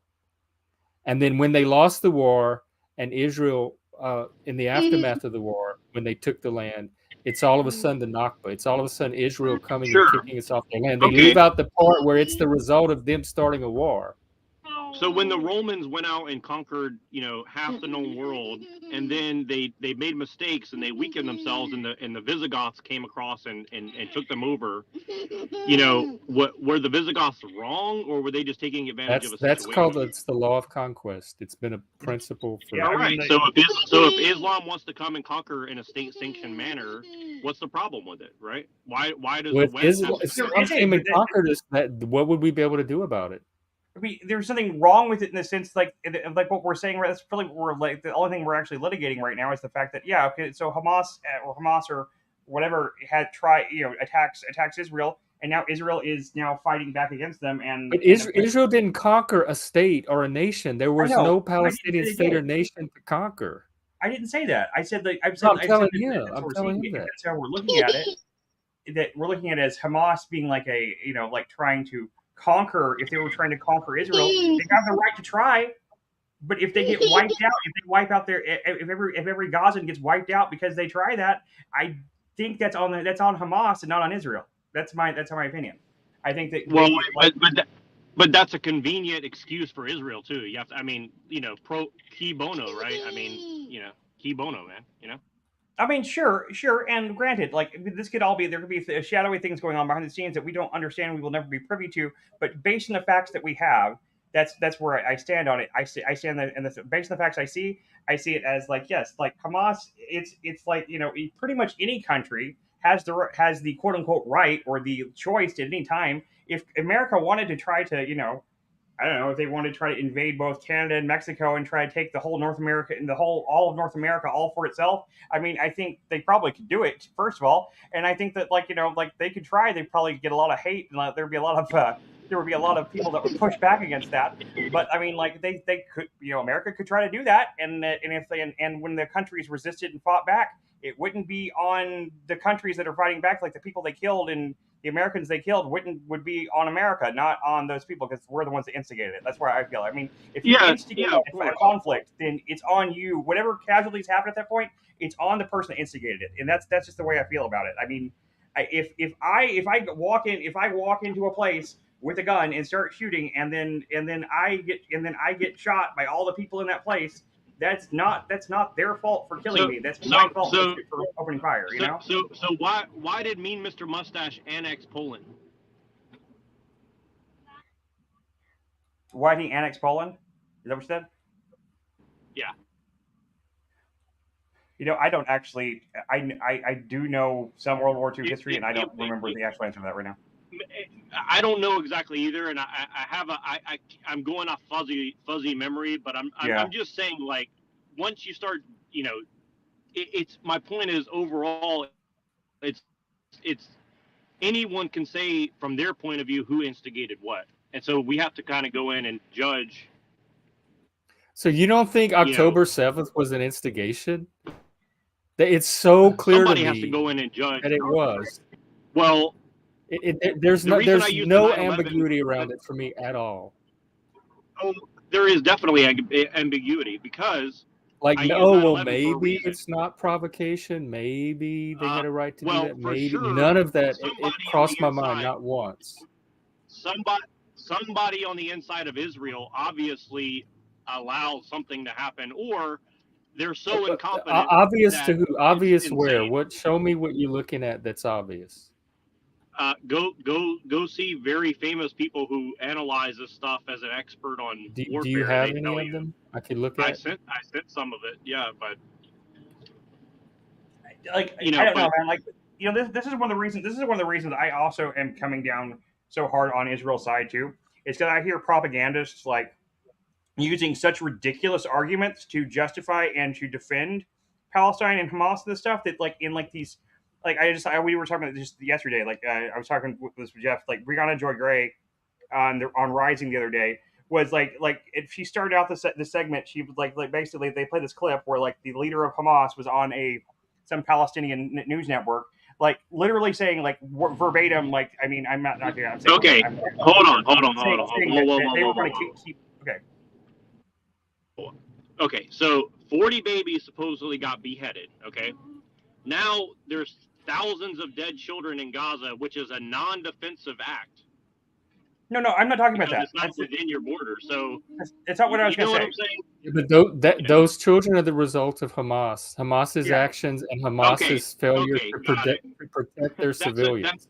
That's an absolutely ridiculous moral justification. No, that's the pretty standard position of everybody involved. So if I dress up as a Black Lives Matter person, I go do something, and then white people go and react and go start doing stuff to black people because they say, "Oh, well, they did it to us, and we'll go." I mean, you see what I'm saying? Like you're. But you're dressing up as a Black Lives Matter wouldn't be an act of war. In some people's mind, it would be. But no, we have specific definitions of what constitutes acts of war. But like what I was saying is that right to defense. What I was saying is that like the propaganda coming from a lot of the left-leaning people, like is things like this. It's like literally they play this clip where this Hamas, I think it was the leader or like the second in command of Hamas was saying that what happened October 7th, it needs to happen over and over again and will happen over and again until every Jew is exterminated. He said this like almost word for word on their own television network. I mean, it wasn't like there was like no ambiguity to it. It was like every Jewish person must die. And you don't think that that's propaganda, and you don't think that that's propaganda? No, I am. The same way I'm saying. But here's the second part of the propaganda. This is what I'm getting to. And then this one Brianna Joy Gray, she used to run Bernie Sanders' campaign. Now she does the show Rising.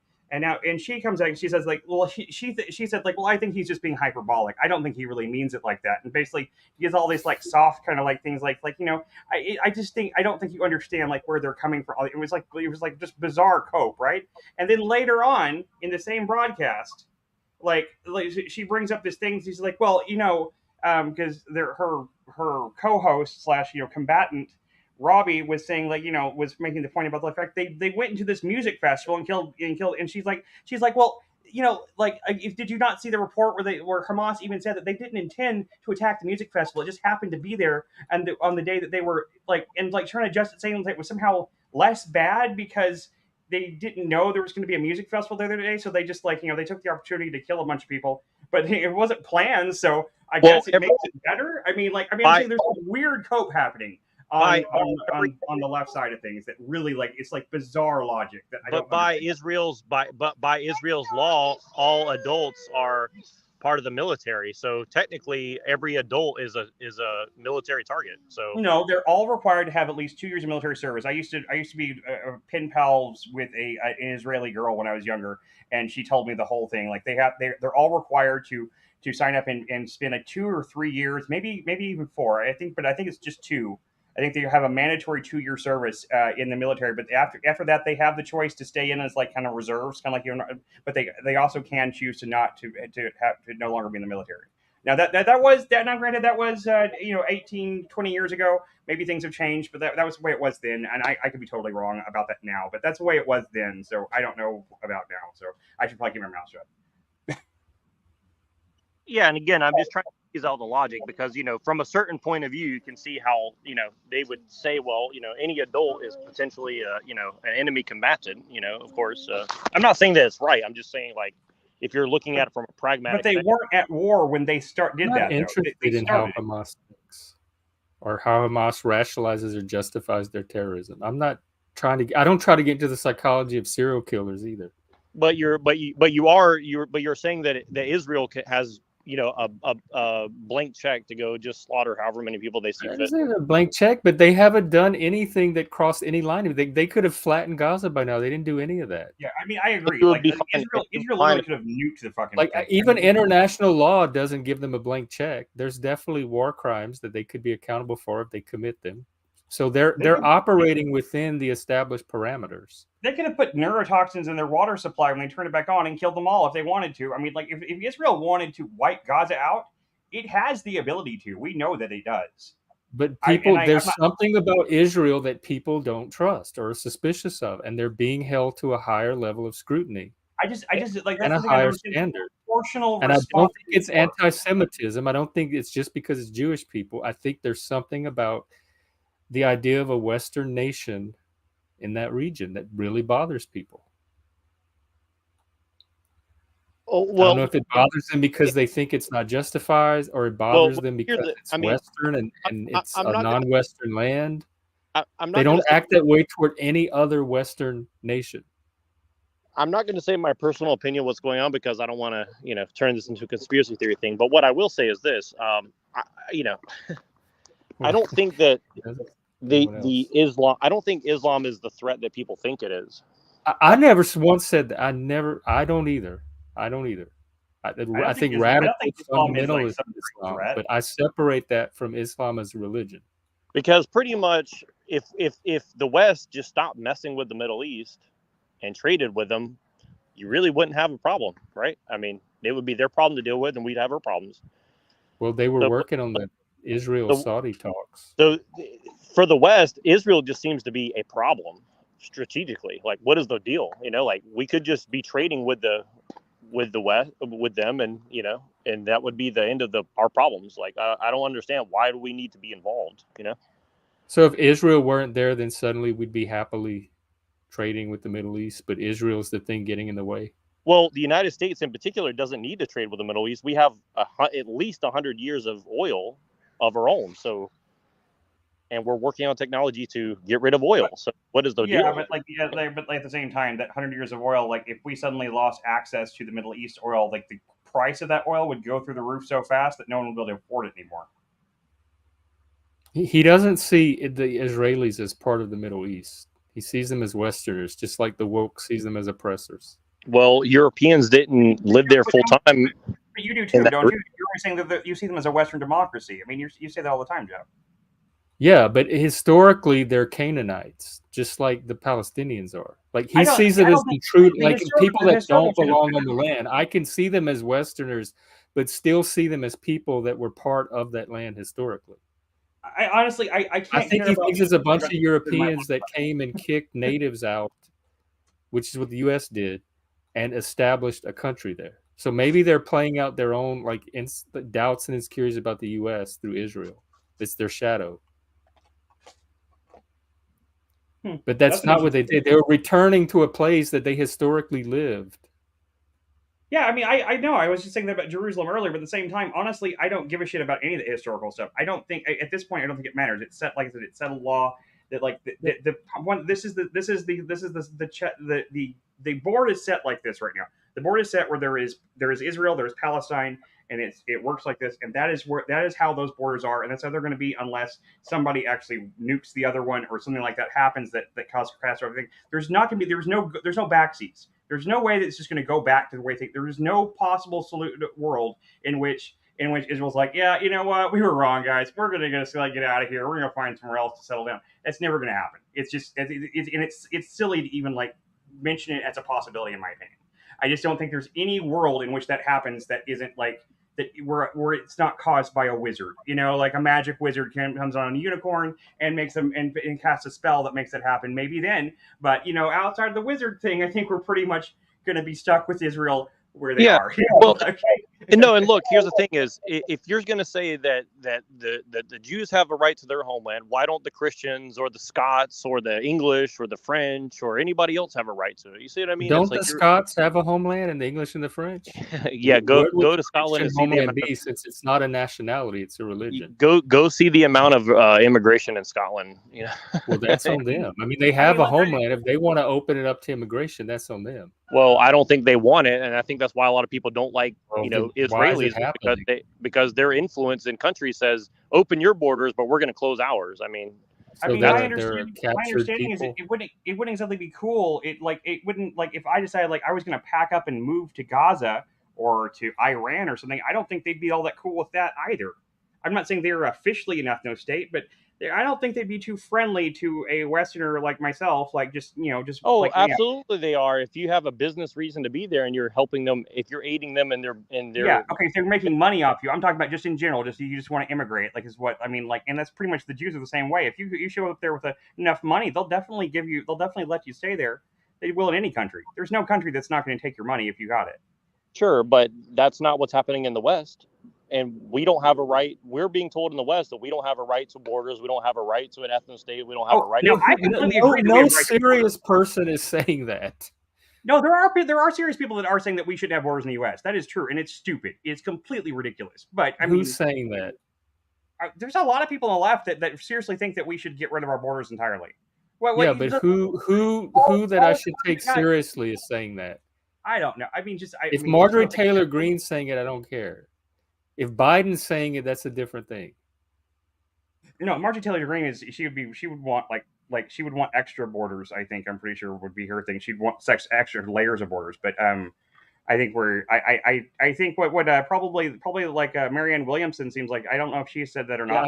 Yeah, I don't care what she thinks about our borders. She's still a serious political candidate. I'm just saying that there are. I don't take her seriously. Well, look. Here's the thing. Look, the average Jewish politician or rich person, if you ask them what is the policy of the United States regarding borders, they say, well, we shouldn't discriminate on people based on race, religion, whatever, and bring them in, essentially, right?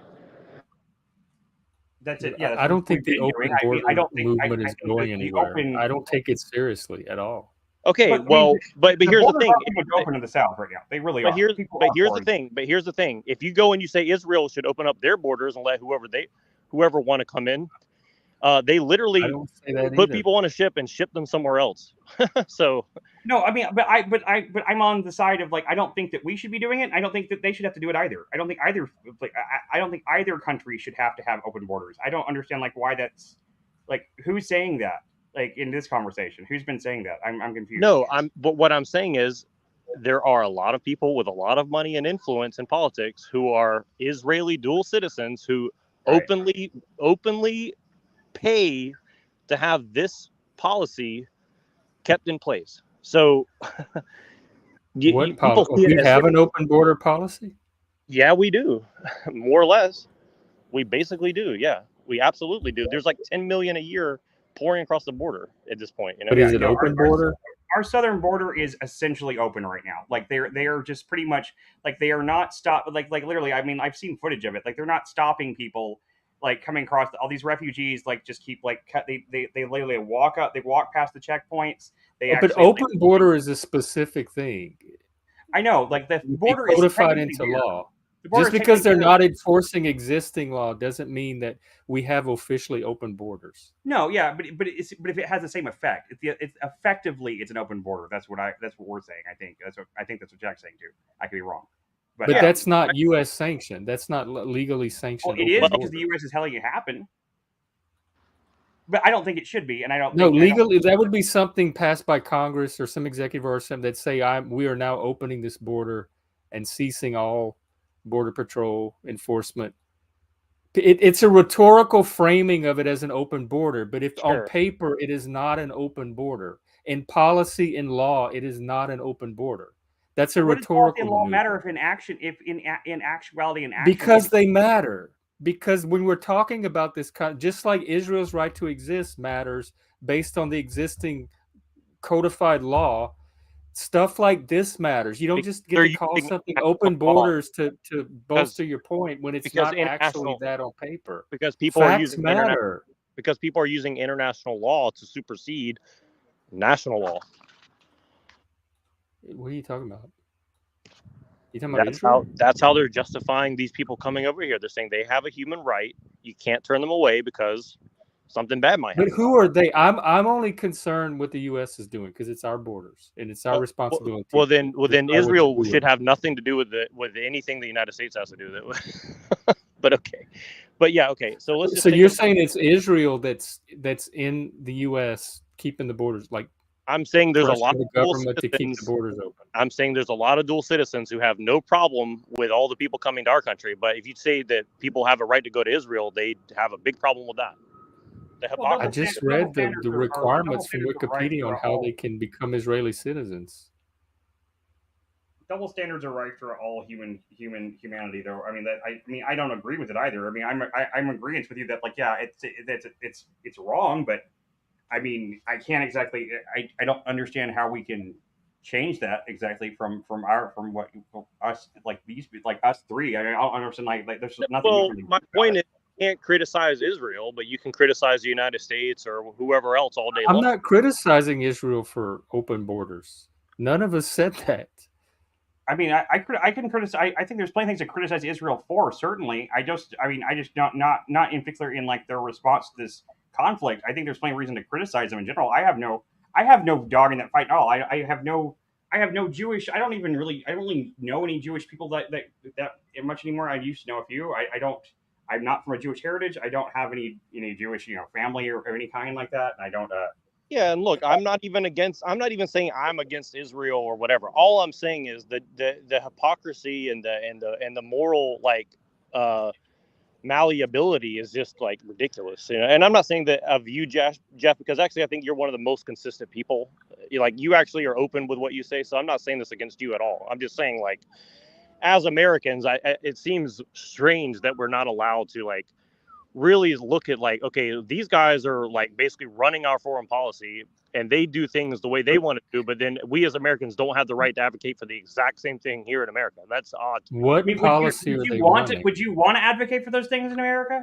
Is that what you're saying? Is like, would you want to advocate for like those kind of policies? Is that what you're saying? I'm confused. Truthfully, I don't think so. No, but what I'm saying is, I think that it's pretty weird that these guys are able to advocate for it. And when people in the United States bring up like, hey, it's kind of weird that, half the population isn't really assimilating. You know what I mean? Like, no, I mean, I agree. I don't. I'm very confused. What policy do you think that Israel is controlling here in the U.S.? that we don't have control over ourselves, and Israel is pulling the strings on. I mean, they have influence for sure. I don't think they're pulling all the strings, but they have. I know, but I'm influence. trying to find out from Jack what Ukraine, specific sort of, policy it is he's talking about. Is it the border policy? It's quite a lot of policy. Mostly foreign policy. Do you have some examples so I can? Everything involving our involvement in the Middle East, I'm sure, is largely influenced by Israel. I would have to assume. But how do you show influence? Like, which ones are they actively controlling? Money and NGOs are the easiest way, but also, like, for example, 80% of Biden's cabinet is dual citizens. I mean, that's a pretty big influence for 1% of the population of the United States, I would say. It's 80 times the population. That's 80 times the percentage of the population within the United States. So you think that fact alone is proof that Israel is influencing our policy? Does it not prove that? No, that's an inference. It doesn't prove. To me, it doesn't prove it. Just the fact that even if that number seems high, but even if it's true, even if 80% is dual citizen, there's nothing that conclusively prove that I can infer from that says therefore our foreign policy is being controlled by foreign agents and not the people of America. Well, what it says is that people have dual loyalty to more than one nation of the United States. You don't know where any individual's loyalty is. Well, if you go take an oath to Israel and you're saying, well, they don't take it serious. I mean, I find that difficult to believe, but okay. Especially when there is a racial and, blood, tied to that land, and whether you want to call it religious or not. I mean, it's a commitment of some sort. Believe 80% of Biden cabinet all think the same way and have the same exact level of loyalty, and possibly are all working in coordination to influence specific policies.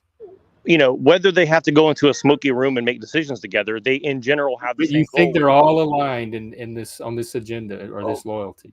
I mean, but from a certain perspective, from a tactful, like I'm still looking for the 80% number on. Just go look up Jewish people in Biden's cabinet, and I'm sure something will come up. But just looking at it from like a purely like, I mean, I am no expert in geopolitics. So I probably, this is going to be talking my ass, but I did grow up playing chess a lot, so I do understand the overall principle of controlling the center of a board. And if you look at the Middle East as a chessboard, I see the advantage in having like Israel there as a strategic position in the Middle East, because the Middle East could be a real problem in a lot of ways for the world in general, especially considering how Islamic extremism has had its flare-ups and attacks and stuff like that. So and not just with that, just like there's economic interests and there's all these other things that actually keep the economy and everything stable. I'm not saying I think these are all good actors. I think there's a lot of corruption, there's a lot of bad things happening, but I do see how it's probably a lot of column A and a lot of column B in all of it. There's a lot of bad stuff and a lot of good stuff and a lot of good reasons too. I don't think it's all nefarious. Let's say that it was 80% people from China. Can I read what I found on Wikipedia before we? Yeah, of course. Yeah. 5 of the 22 cabinet level positions will be held by Jews, and it doesn't even say their dual citizenship. Okay.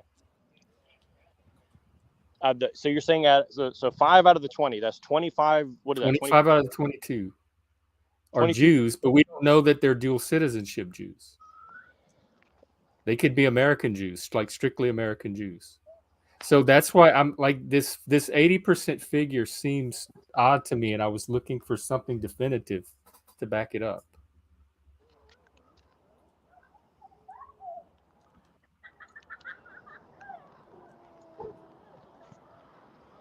I'm going to look it up. Hold on one second. Let me look it up. But let's just say that there's one Chinese national that has an elite, because if you're a citizen of China, you literally have to say, like, part of the oath is essentially you don't own yourself. When we give you an order, you do it. Okay. Hell, you know what? I'd feel a lot better if we did have a Chinese national in the cabinet, just because we know they're there. I feel like there's Chinese nationals, more than likely. How are foreign people ending up on our cabinets? I know. My point is, like, how about an American Chinese nationalist? No, I'm saying I think there's an undue amount of Chinese influence in our government. Period. I think there's a Yeah, lot of. I'm saying there's an undue amount of Chinese government that we have no knowledge of. Like we don't know who they are. We don't see them. We don't hear them because they literally keep themselves, because nobody really wants like Chinese nationals or Chinese government officials like messing with it publicly in a public facing way that looks really bad. I sent you an article from the Times of Israel. Okay. Is the Times of Israel like literally like their like national newspaper or something like that? I don't know what that is. What is that? Is it just a website? This is similar to the ones I've been saying, some of the same names. I don't see anything about 80% or, oh my God, Rachel Levine is Jewish. I don't see anything about 80% or dual citizenship.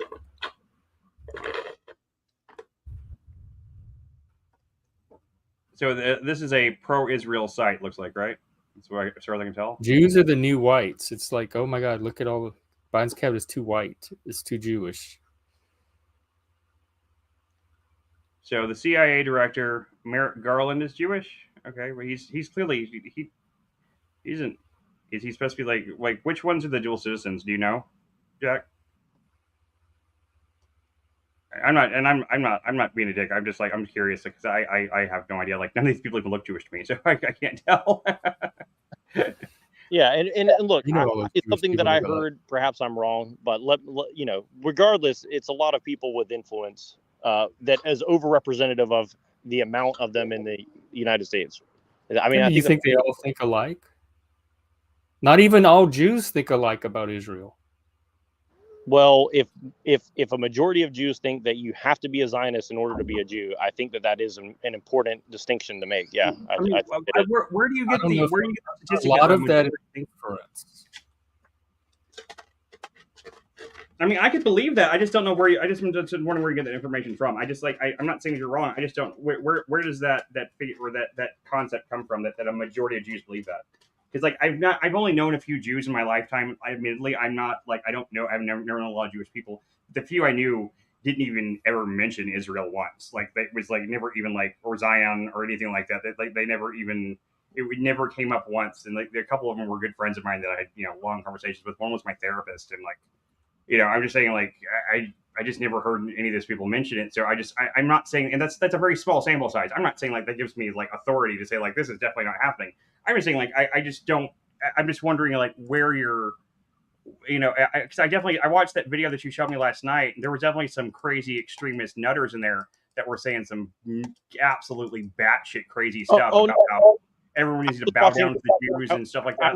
I was watching like literally a Israeli web YouTube channel that's like a moderate channel, and they were basically saying like part of being a Jew is you must be a Zionist. Also, being a Christian, you must be a Zionist. So I mean, this seems to be a pretty mainstream belief as far as I know. I mean, I'm happy to be corrected, but it seems like that's why we need some Jewish people on here and some Protestants. Yeah. Definitely. I mean, I would love to. I mean, of course. I mean, at least we have TML, I guess, for like the the Muslim perspective a little bit. But right, I don't really know. I just don't know any Jewish people anymore. Well, we had Casimir that came on that one day, and I have an Orthodox friend, but he's too shy to come on. Right. Kaz was really good. And didn't you just say yesterday that wasn't one of the guys that you were saying that used to do the podcast? Wasn't he Jewish? You said you're gonna try to get a hold of him or something like that. Yeah, I don't know if we might be too small for him. He has his own channel though. I could look at some of his podcasts. I mean, he knows you though. I mean, like you did a podcast with him at some time. I mean, it seems like he might. I mean, a lot of times people in the streaming community. Yeah, we haven't talked in years, but say like, hey, I've got my own channel now. I mean, it's worth a shot. All they can do is ignore you or say no. It's the worst thing they can do, right? Or declare jihad against us, I suppose, if they wanted to.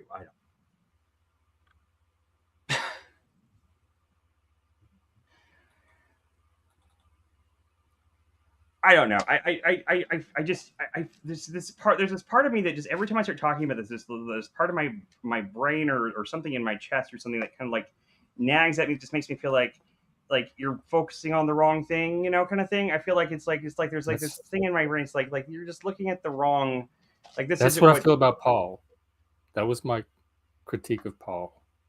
Yeah, I don't understand why his brain fixated on that extreme fringe element and made it the centerpiece of the conflict and the biggest threat, more than radical fundamentalist terrorism Well, he's also really scared of AI too. So to be fair, and nuclear war, World War III. Well, It's like Hamas attacked Israel. Oh my God, World War III, Netanyahu's evil, religious people, World War III. It sets something off in his brain, but the something it set off, my argument is that it's irrational. It's psychological. It's not factual. It's not a realistic. Well, I'll tell you one thing I do disagree with Paul on, which is that he says that, you know, every person in the United States basically should have to serve some civil service in the United States. As of now, the way the United States is now, I totally disagree with that. You know, I think that's it's a very bad idea in my personal opinion. I think in principle I see the point, but I agree that in reality, in actuality, I think that it would be probably a mistake. But yeah, I mean, I see where he's coming from on it. I don't think it's the absolute worst idea I've ever heard, but I don't think it's like I've been to countries where that is the law, and for them it works great. But guess what? You know, they're like 90+% like same kind of people. Yeah, and they have like the thing is, America is too goddamn big. That's one of the main problems America has, that we're too goddamn big. I mean, that's I why we like have the states. I know, and like the more power that we give back to the states, I think the better, because like the more the states have the ability to be more like independent from the country as a whole to some degree, not to like separatist like Civil War degree, but you know, to the degree that they can kind of decide things for themselves, so people can, you know, they can actually go to this other state if like they really disagree with the laws in the one state they're in or something like that. You know, I do think that there is a real probably a net good idea in that, but at the same time I also see the problems with it, just in general, like, you know, having unity amongst the states and everything. That's where the whole, like, you know, the whole snake thing, the join or die kind of thing came from, like in the American Revolution. You know, if America was to splinter like that at this point, we'd be seen as weak and we'd probably get attacked at all angles. So, you know, it's not the sort of thing we could ever do. We're kind of like stuck in this mode, really. You know, it's like things are really in a unless somebody really does like decide to push the big red button, you know, like, and I swear to, I really hope that ever happens, but like we're more or less going to be a political stalemate in terms of like the way how the countries and everything really are, at least in this part of the world. I can't imagine, like, you know, us invading Canada or Mexico, or the one of them trying to invade us. Can you imagine Mexico trying to invade the U.S.? That would be hilarious. It'd be known as the Great 2-Hour War. You know.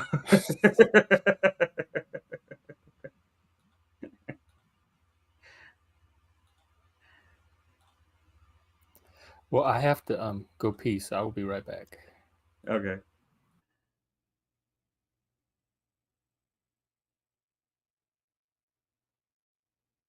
Well, you still there, Jack?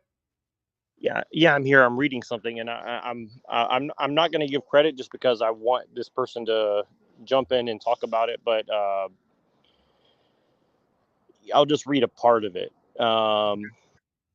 because and you know, you guys will probably know who it is, but I don't want to just like you know, bring any more attention to this person than negative attention. Okay. To speak for himself, but this is kind of my general position about it. You know, there is this position, and I'm paraphrasing just to make it make sense, but I'll try to save some of this for when Jeff comes back. But actually, let me back up for a second. I think you have noticed that on some of these streams, I've tried to bring in that whole 666 Solomon Freemason thing that you kind of mentioned to me, right? Yeah, absolutely, yeah. And people don't want to really engage in that, and I understand. Yeah, it's a very difficult thing to get people to listen to. It really is. I've tried for a long time, but I mean, that's why I stopped. I haven't really tried to engage people in a long time. So yeah, I understand what you're saying.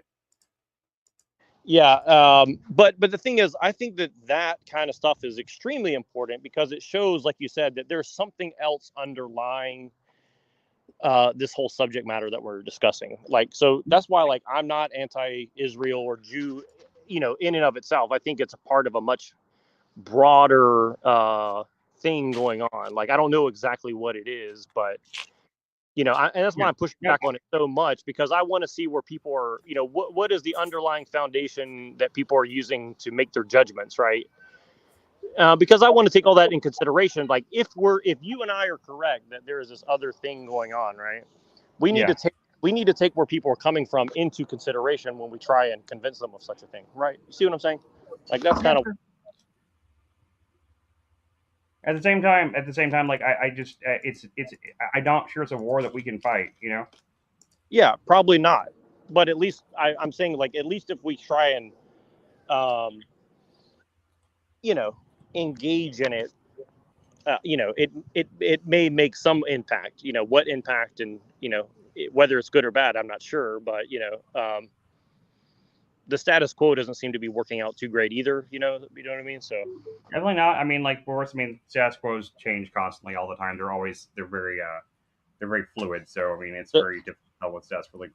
I'm gonna paraphrase what this person sent me, because this is kind of my general take on it. But essentially, there seems to be a view that Jews created Islam and Christianity as a controlled dialectic, which is basically what the occultists believe, that the Kabbalah is the true interpretation of Judaism. And, basically these things are kind of, there are people within powerful positions who are trying to use interpretation of religious stuff to manipulate people. And I would even include a lot of secular thought in that, like secular humanism as an example, right? So, this is what I'm saying, No, I mean, secular humanism is practically its own religion anyway. So I mean, it's got all the same tenets to it. Like just like we're seeing, like I used to be a secular humanist. I know, but you can, I mean, individual, just like the thing about people or a person is smart, a person can be smart. People, it's like whenever it's as a group, secular humanists can tend to have like very religiosity kind of mentality. Just like every group gets like that. They get very hung up on like their axioms and like their ideologies and all the shit, and like it just turns into like I don't know what I'm saying. I just I definitely, I mean, like every time we start talking about this Israel stuff, like I just get this like I said, it just something bugs me about it that I can't put my finger on, and that drives me crazy. It makes me feel, I get that confusion thing going on. I'm like I don't know, cognitive dissonance, maybe you call it, I guess, to a degree. Even though it's not two different thoughts that competing, it's like there's like a thought that I don't know. There's like a hidden thought there that's competing with like my current thought, and that's where the dissonance is coming from. But I can't see the one in the shadow. It's like the shadow thought that I'm trying to like unveil, and I can't seem to get it, and it's driving me nuts. Just out of curiosity, first of all, do you play any instruments? Because I see that bass player in the back, and I'm on my phone outside, so I didn't really notice what it was. But do you play any instruments, Jeff or Chris? Yeah, Chris, I play. I mean, yeah, I make, I sent you all that music and stuff like that, and I play the guitar and the stuff, all that stuff, keyboards, guitar, stuff like that. Yeah. I sing on most. Sing on most of those. Yeah. And I'm going to respond to all your messages. I literally was at for 4 hours last night, and then woke up and. Dude, I'm not. I didn't even sleep. I think I got 2 hours sleep last night. I understand. You don't have to apologize. I'm not one of those people that's like, oh, he didn't respond to messages. He must not like me. I do try to get back to everybody. Jeff, and then what did you say? I mean, do you play any instruments? Mm-mm. Here's my question: why did you leave secular humanism, if you don't mind me asking? I mean, it's not. It's not an organization that you join. I identified as a secular humanist.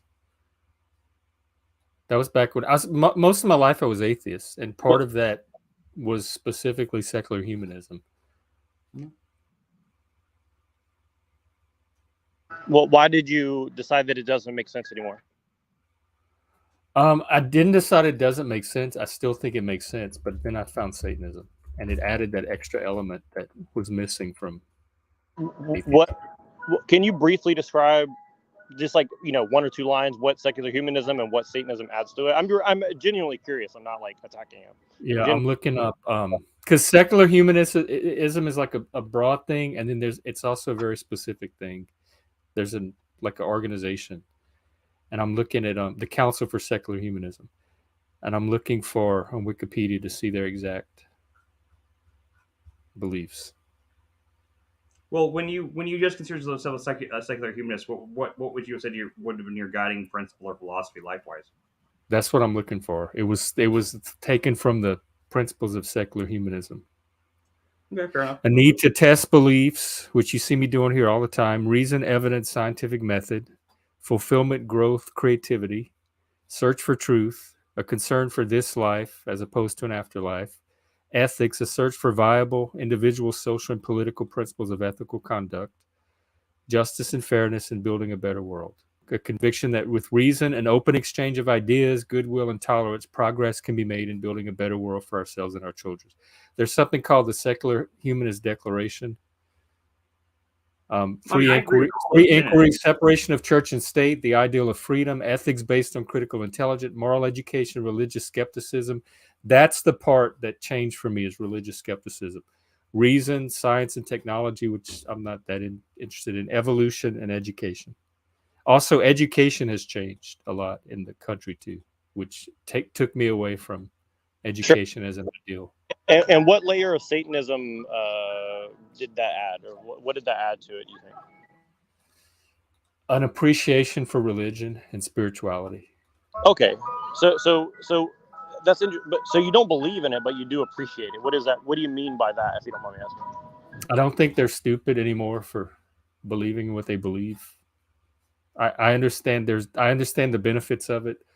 There's psychological purpose to it, even if none of it may exist in physical reality. I have a respect for it now. I see a lot of religious people genuinely trying to make themselves better people and make the world a better place for their communities and the people around them. And if they need to use a particular mythology to do that, I see that as very admirable, and I have a lot of respect for it. I don't see them as deluded and ignorant and stupid like I did before. Well, I guess what I'm asking is, what specifically about Satan do you find appealing? And again, I'm not saying this against you. Lord, I've done an entire podcast on this. He's the archetype of anti-authoritarianism, individuality, autonomy, personal freedom, creative expression. Do you make any distinction between Luciferianism and Satanism? Yeah, I do. What? And I'm asking because I don't know the technical difference. Because Luciferianism is actually a very specific sect of Satanism. I think they're theistic. Yeah, they're very theistic, and Luciferianism is also very much like they're that's the part where when people think about Satanists being like doing like sacrifices and doing the robes and all that stuff like that, in kind of the more pop culture-ish kind of way, they're thinking of they're really thinking of Luciferianism. Satanists are really there is a general Luciferianism which sounds very similar to Satanism. It's a literary. Yeah. I consider my Satanism literary Satanism, taken from Paradise Lost and the Romantic movement. Yeah. And there's a form of Luciferianism that's similar to that, but there's an organization. Right. Well, the Great Church of Lucifer. Yeah, and the reason I bring all this up in Texas, Chris. What's that? The Church of Lucifer is in Texas. Yeah, I know. And I think they are a theistic form of Satanism. They are. The Luciferians are the only kind of sect like that I actually have any problem with. Like they have some rather dark shit, and they're not like I have no issue with Satanists and Satanism in general, because like they don't really. They're anti-theist, and they're also very they're just humanists in the most part, and they believe in they mostly believe in kindness. Luciferianism is very Machiavellian and very they're very much about power. I can be Machiavellian. Satanism has been described as secular humanism with the with the religious component. Yeah, like satanic skin. Hi, Jesse. Over it. Hi, everybody. What's up? It's a weird angle. Yeah, I never seen so much from that angle before. Yeah, I'm in my car, so you're just in my cup holder, and Angeline's just at the chiropractor, so I'm just sitting outside waiting for her. So, pardon? I feel like you're in Cash Cab or something. That show used to be on Cash Cab. They used to have like a camera angle like that. That would be like from like looking at the driver from the thing like that. That's I don't know. Sorry. Yeah, I've seen the Cash Cab before. So whenever I'm like traveling from my city to Angeline's city, and I go on these things. This is what the angle people see me on. It's fine. I was amusing me. That's all. How's it going? Good conversation. Fascinating. I was listening in a little bit, so then I thought I'd just jump on. Absolutely. I think a lot of people that are Satanists, choose they, have had their whatever experiences with religion, and they are anti-religion, which, gets them to align with the Satanist philosophy, from what I've seen. Yeah, a lot of them are. Most of them are, I would say. A lot of them had a lot of religious trauma, especially under Christianity. So it's a way of like overcoming, resolving that, and striking back at the people they perceive that hurt them. But I didn't grow up with religious trauma at all. I've never had a problem with Christians. Yeah, and thank you for answering my question. I was just kind of curious what your take on that was, and I think it does make a lot of sense, because I seem to have run into people who are Luciferian, yet they call themselves things other than Luciferian, and I don't think that's an accident. And I know Jesse is aware of this kind of What stuff. do they call themselves, and how do you know they're Luciferians? Because usually a Lucifer will tell you that's what they are, because they're proud of it. Because they believe the exact same thing as Luciferians. Oh. I mean, from what I understand, Satanists, which are like the devil worshippers of old. Well, these people are calling themselves Christians and other things, right? So that's kind of what I'm saying.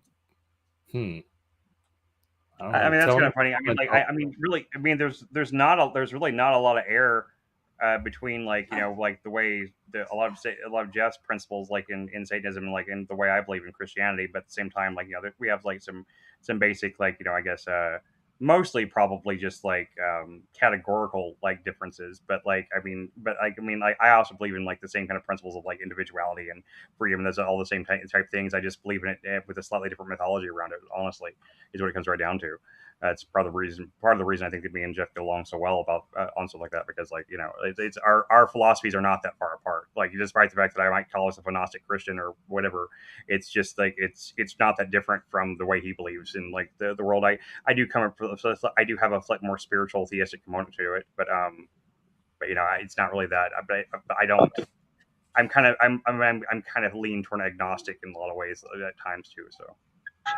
Yeah, I would just be interested, like, let's talk about why Luciferianism is a problem, and if anybody understands why so many Christians seem to adopt Luciferian beliefs. That makes no sense to me. I'm interested in that too. Wow. So they in their mind are Christians, but their beliefs are somehow Luciferian. I'll let Jesse get in on this. I have a feeling he knows more about it than I do. Okay, like Actually not, because I've never heard anyone in my whole entire history of life call themselves a Luciferian. I've, done a lot to teach people about these Luciferianists that, do these sacrifices, blood rituals and things, but I've never actually met one. I never actually talked to one. I've just, from stuff that I've researched and learned. So I've never actually even talked to somebody that said that they were a Luciferian. Well, I'll talk to you privately. I'll tell you where to go talk to one who said he left. Tell me too. I'm gonna start doing my research. But I'll tell you where to go to find them but tread lightly, because I dealt with these people and they seem to think that there's no problem with it. But because they said they left it. But the thing is, if you go to some of these organizations, they are told you do not have to tell anyone what you're involved in or whatever. And in fact, you should deny that you are part of that organization, right? So. And I think that's a big problem in itself. Well, I mean, that's kind of like the whole Freemason thing, right? Like, Freemasonry is a problem because people have allegiance to it, yet they go in the halls of power and they have a dual allegiance to their oath in that office, and they have another secret allegiance that nobody really knows what's the purpose behind. So, and that's just a basic example, but it goes into even like fraternities and other, like, benign things that people don't think much of, right? That's most fraternities are just. I think the funny thing about fraternities, I had this realization a while back. They're just codified blackmail. They're just cooperative blackmail.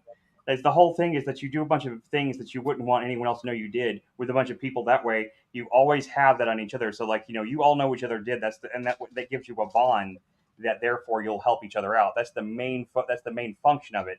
I think it's the main function behind it. But there are darker things too. I think fraternities in general, I think that's their main thing. It's just like this. It's just like this codified cooperative blackmail that all these kids do with each other. That way, they're all bonded together because they've all seen each other do horrifically embarrassing things and shit like that. And like it's kind of weird and funny that I mean, well, you know, here's my question for Jesse. What is the tenets of Luciferia? Like, what is their belief structure about? Because I don't know. I'm honestly asking. Like, I was about to comment on something because the more I read about it, the more it's appealing to me. And there's both theistic and non-theistic versions, just like in Satanism. But remember, Satan is a fallen angel, and before he fell, he was Lucifer. So they worship the totality of the archetype, Satan in both aspects, Satan and Lucifer. And Lucifer is a symbol of the enlightened Satan. And Satanism worships like the more carnal, earthbound version of the archetype, which is more like I do. But I'm the more I'm reading about Lucifer as a symbol of enlightenment, independence, human progression. Enlightenment is the ultimate goal of Luciferianism, and not necessarily of Satanism. So that's coming from Wikipedia. That part very much appeals to me. I may have to shift to Luciferianism, although Satan's too cool to give up. I mean, he's the same person, same character. I mean, you know, like the entire conflation between Satan and Lucifer is due to a mistranslation in the 13th century, something like that. Like the term like Satan and Lucifer were never meant to be the same character; they were completely different. Satan literally just means opposer, whereas Lucifer was an actual and was considered this angelic being that was like the second in God's choir, you know, thing. I mean, Milton never portrays Lucifer at all. He you only get to see the fallen Satan. I'm not talking about Satan's hardly portrayed in the Bible at all. I know, he's portrayed in Job and a couple other places, and he's specifically used as a literary device to be the opposer to whoever he exists to oppose God, to give he's literally like the devil's advocate. That's what Satan is. Yeah, and that comes out in the anti-authoritarianism, the adversary to authority. Yeah, which I definitely am. And in Enneagram, it would be type 8, the challenger. But in Luciferianism and Satanism both, it's that secular humanism foundation of skepticism, rational inquiry, search for the truth, scientific worldview, etc. So they're both built on top of that secular humanist orientation.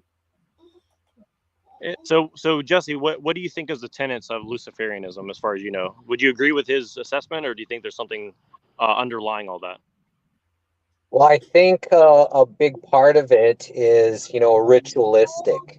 They have their, blood sacrifices.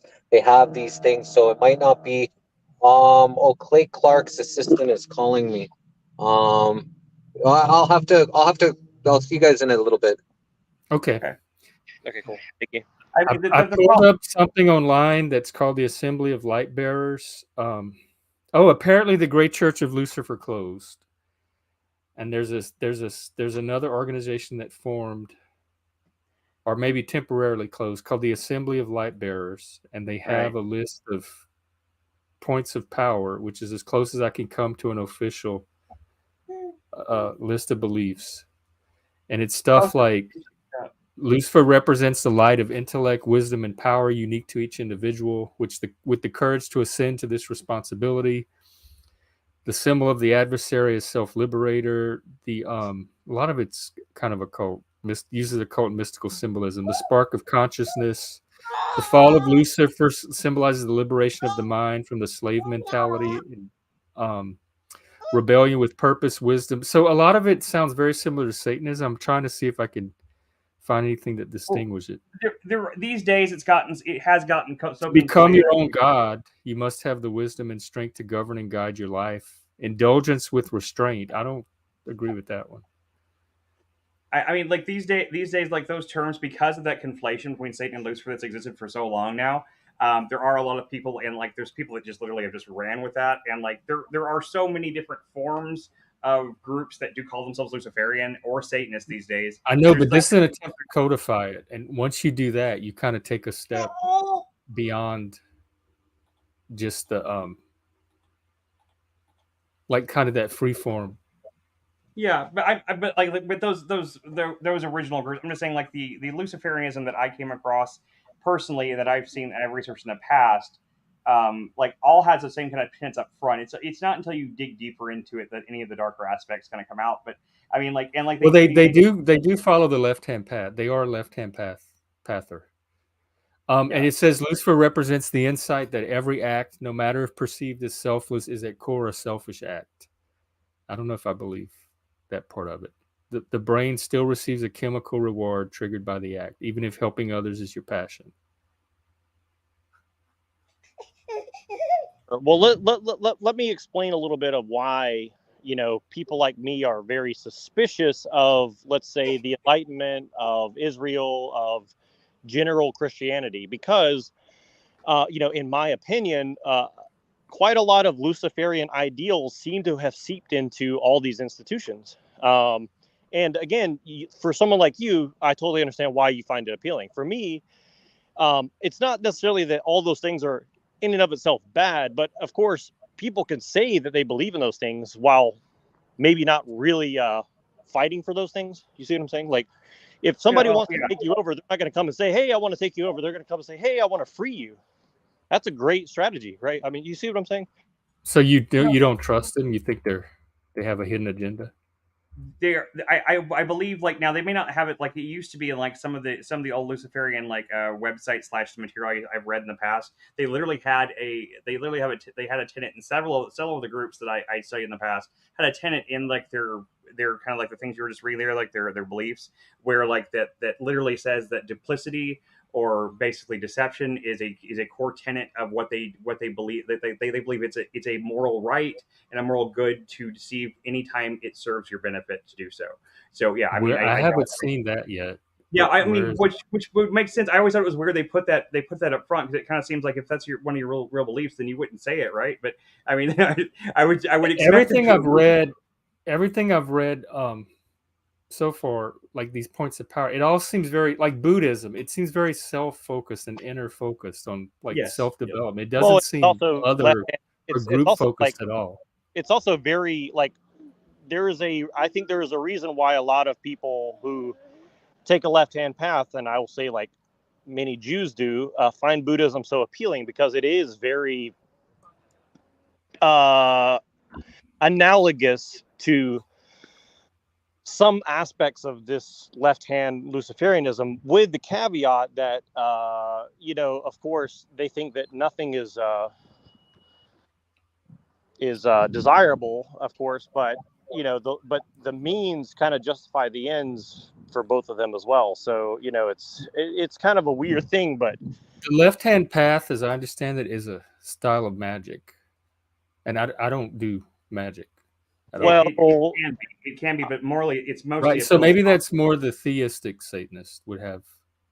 Well, but some of us would say that a lot of what we think of as secular is actually magic. But yeah, I get what you're saying. Well, I'm not doing any of that unless you think this show is magic, which I hope.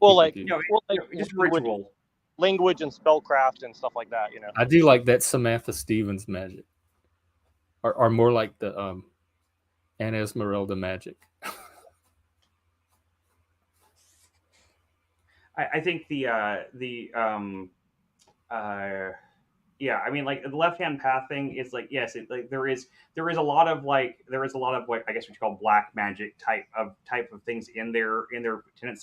There's plenty of them that don't even follow any of that stuff, and they have entire wings of like their beliefs of thought. But like most left-hand pathism has to do with like the fact that that's where the deceptive part comes in. Like that's kind of what left-hand path kind of means. It means the dark side. It means that it basically means it doesn't mean deception in particular. It means it's some type of black. Like you're not supposed to do black magic because there could be consequences on yourself as well. It means the ends. The left-hand path doesn't scruple at that. It's the ends justify the means. Is basically what it means in my. Yep. It means it means you do whatever you have to do to achieve your goals. Whatever you have to do to achieve your goals is ultimately, and they believe that it's ultimately moral to do so, because the only moral principle that matters is basically the Thalamic thing, is that do what they're willed. They basically go with the Thalamic principles in a lot of ways. They don't use that term. It actually originated in Hinduism. I know. And But I mean, it got adopted into the he's Western most famous for Esoteric Thelema, tradition from Blavatsky. Yeah. Well, it probably came earlier than that, but I think a particular type of I think it got codified in a particular set of stuff that way. Yes. Yeah, I mean, like the do without Wilt has been around since way before Aleister Crowley. That'd be like giving him credit for as above so below or something like that. I mean, no, he didn't invent that at all. I'm just saying that. But I just use Thelema as the example because it's the one that most people heard of. Oh yeah, it's just no, I know. I'm just saying that for the general audience as well. No, yeah, I know.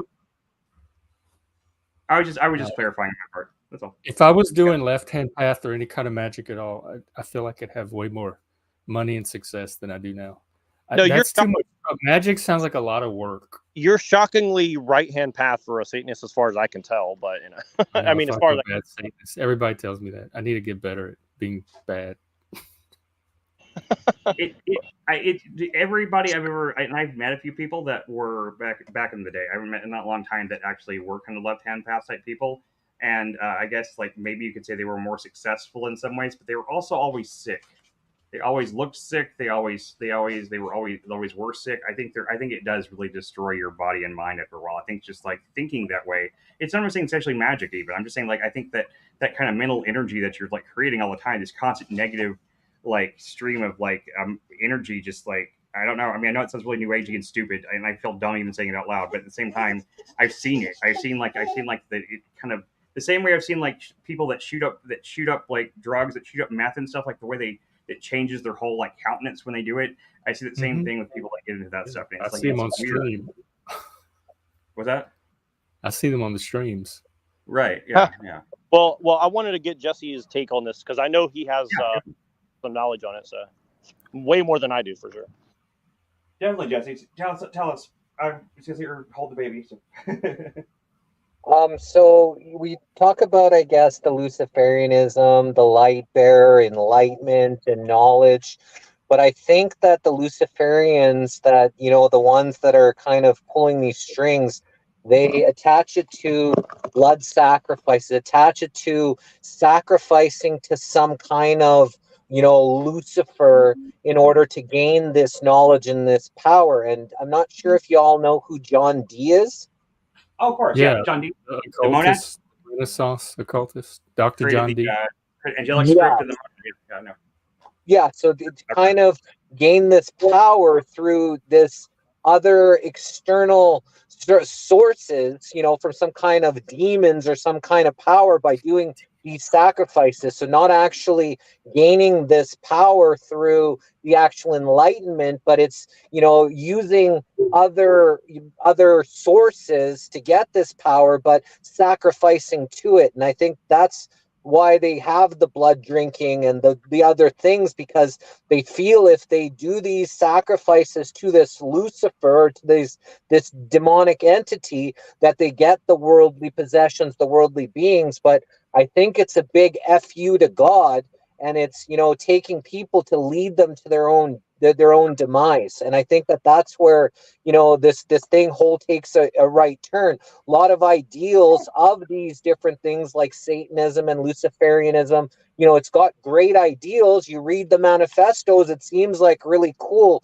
but they're gaining their power through this dark entity, and a lot of it comes through sacrifice. And then they justify their karmic or universal liability by feeling if they tell people what they're going to do to them before they do it to them, and people decide to do it, then it releases them of this karmic or universal liability, because it wasn't actually them that did these evil things. It was people that did them to themselves.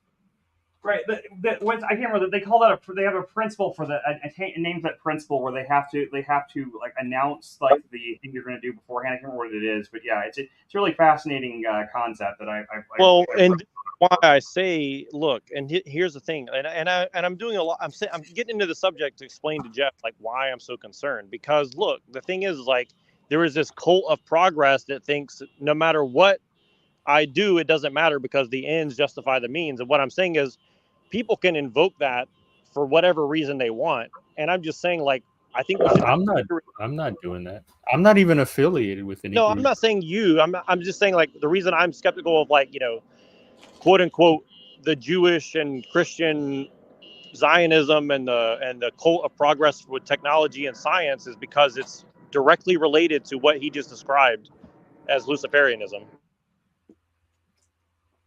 The Jews are? All major religions. In what way? Well, they believe. I mean, they've had their enlightenment, which is they've taken on the cult of progress as an overlay on top of their existing belief structures. So It's kind of is like it how you like can get discordant in any when other you say religion. cult of progress, the idea of progress itself, and you're associating that with because The idea that humans should advance in knowledge and scientific progress as a quote unquote good in and of itself, I think, is Luciferian, in my opinion. Like, taking it at face value that, science and I didn't get that out progress of Luciferianism at all, and that came way before Luciferianism. Prometheus is the Greek version, and it's Yeah. arguable that that goes back much further than that. Yeah. But there is a specific, like, for people that the really indoctrinated ones that really believe that stuff. They have a specific goal in mind. It's not just it's not progress for progress' sake. It is progress for a specific, like, they have specific occult type goals and, like, just crazy, crazy delusional kind of like Right. occultic goals. And I don't. Right, and I don't know what those goals are. All I'm saying is, if they have those goals, I can tell you, I'm not going to do it. We can talk about it off camera if it's like that's just getting into way too crazy of territory. But I can tell you. Yeah. Well, I want to know. I want to know who these people are. You said you don't want conspiracy stuff in the stream. This gets very conspiracy there. That's what I was saying. I like conspiracy stuff. Yeah, I know, but Jeff doesn't. We can do conspiracy hour if you want. Okay, well, I mean, it all. I mean, my understanding from most of them is that they have a belief. They have this belief in a. They believe that there is a karmic balance in the universe, or especially in Earth, and that a certain amount of dark karma must be achieved in order to trigger what they call a harvest. And once that it's like an apocalyptic type event where, like, it's kind of like the reverse of the Christian or the inverse of the Christian rapture idea. And when this happens, then they're the Luciferian. Which they don't really specifically refer to Lucifer. They refer to other more vague ideas. But, like, whether Moloch or Lucifer or whatever you want to say, they believe at that point that, like, they will reap this energy and they will transcend to some degree. And I don't know how much they believe it literally or how much of it's like a metaphor. I can't say, but that is like and I have to really. I haven't even thought about this in like 5-6 years probably. So give me a second to see if I can remember, like, because there's a lot of specific details that I'm sure I can pull out of pick up my brain if I just think about it for a second. But well, and what I think about it, I'll just mention this really quick. If you look at if you look at a lot of these Christian circles, for example, the Christian nationalist, you will find them surrounded by a lot of people who claim to be a part of the quote unquote dark enlightenment, which is basically they're trying to groom Christians into saying that, well, it's a good thing to, progress. War and stuff like that, right? Yeah. Yeah. No. That's Curtis Yarvin and his thing. What's that? Dark Enlightenment, Curtis Yarvin. That I don't know if I've never heard of that guy, but I mean that's Curtis Yarvin. I mean, I've heard the name, but I don't know much about him. Oh, I never heard about him. There's Mencius Moldbug is his pseudonym, and he's like. Oh, okay. I know Moldbug. Okay. Benjamin Boyce interviewed him a couple of times. Well, a lot of him. associates of Jay Dyer and Andrew Wilson have also have him running in different. Yeah, that doesn't surprise me. There's some of his ideas that I kind of like, but he's a monarchist and he's very far right. He looks like a gamer geek that lives in his basement that just happens to have extreme ideas that everybody pays attention to for some reason. Yeah, and I just say that so people know, like, where I'm coming from. Like, I'm not hating on Andrew or Jay Dyer. All I'm saying is, like, should we not, like, kind of question what these people's motives are. I mean, I think that's fair. Yeah, but how influential are these people? Like, I don't take Curtis Yarvin that seriously. Well, the person who mentored him is like literally like trying to advise the Chinese on how to do all this stuff. So, you know. I think Steve Who is Bannon the was one of person that those mentored guys him? actually. That Stephen Bannon believed in a lot of that stuff, and he was like right there next to Trump during the presidency. And so did Epstein, and so did basically I've heard people like Brett Weinstein and the intellectual dark web believed in the same stuff too. So it is Well, a little. I'm intellectual dark web for sure. That's the first I'm hearing of this. I never heard that about Weinstein, but I didn't know that about Epstein either. But I mean I just know that I only know that about Bannon because like I watched some interview with him where he talked about it. He talked about this whole idea he has about how like this fourth war or whatever, this fourth war that was necessary to bring about this next age kind of thing. It was very weird. I never knew that he was into any kind of like weird shit like that for that point. So anyway. That was like back during the Trump presidency too. So I mean I have no idea what if maybe it was just a bunch of gobbledygook that he was just like he could have been high in cocaine for like. I don't know. So in the Talmud, I believe that Lucifer they refer to as Lilith. And people, when I was on DMT for the very first and second time, it was in Thailand, and it was from this U.S. military shaman. He was in Thailand. I had crashed a motorbike through a lawyer's office window, and I broke my heel in 2 places. So I was stuck in Koh Phangan, which is Full Moon Party Island, and I was there for almost 3 months. And I'm running into this shaman guy, who was an ex-U.S. military, and he was dealing drugs out there. He had all kinds of weird shit. But I tried DMT for the very first and second time while I had my broken foot. And what happened was the exact same trip 2 times in a row. It's the only 2 times I ever did it. And was probably 5 or 6 days apart. And I saw this figure, and there was these Egyptian goddesses that were dancing. And they had snake tongues.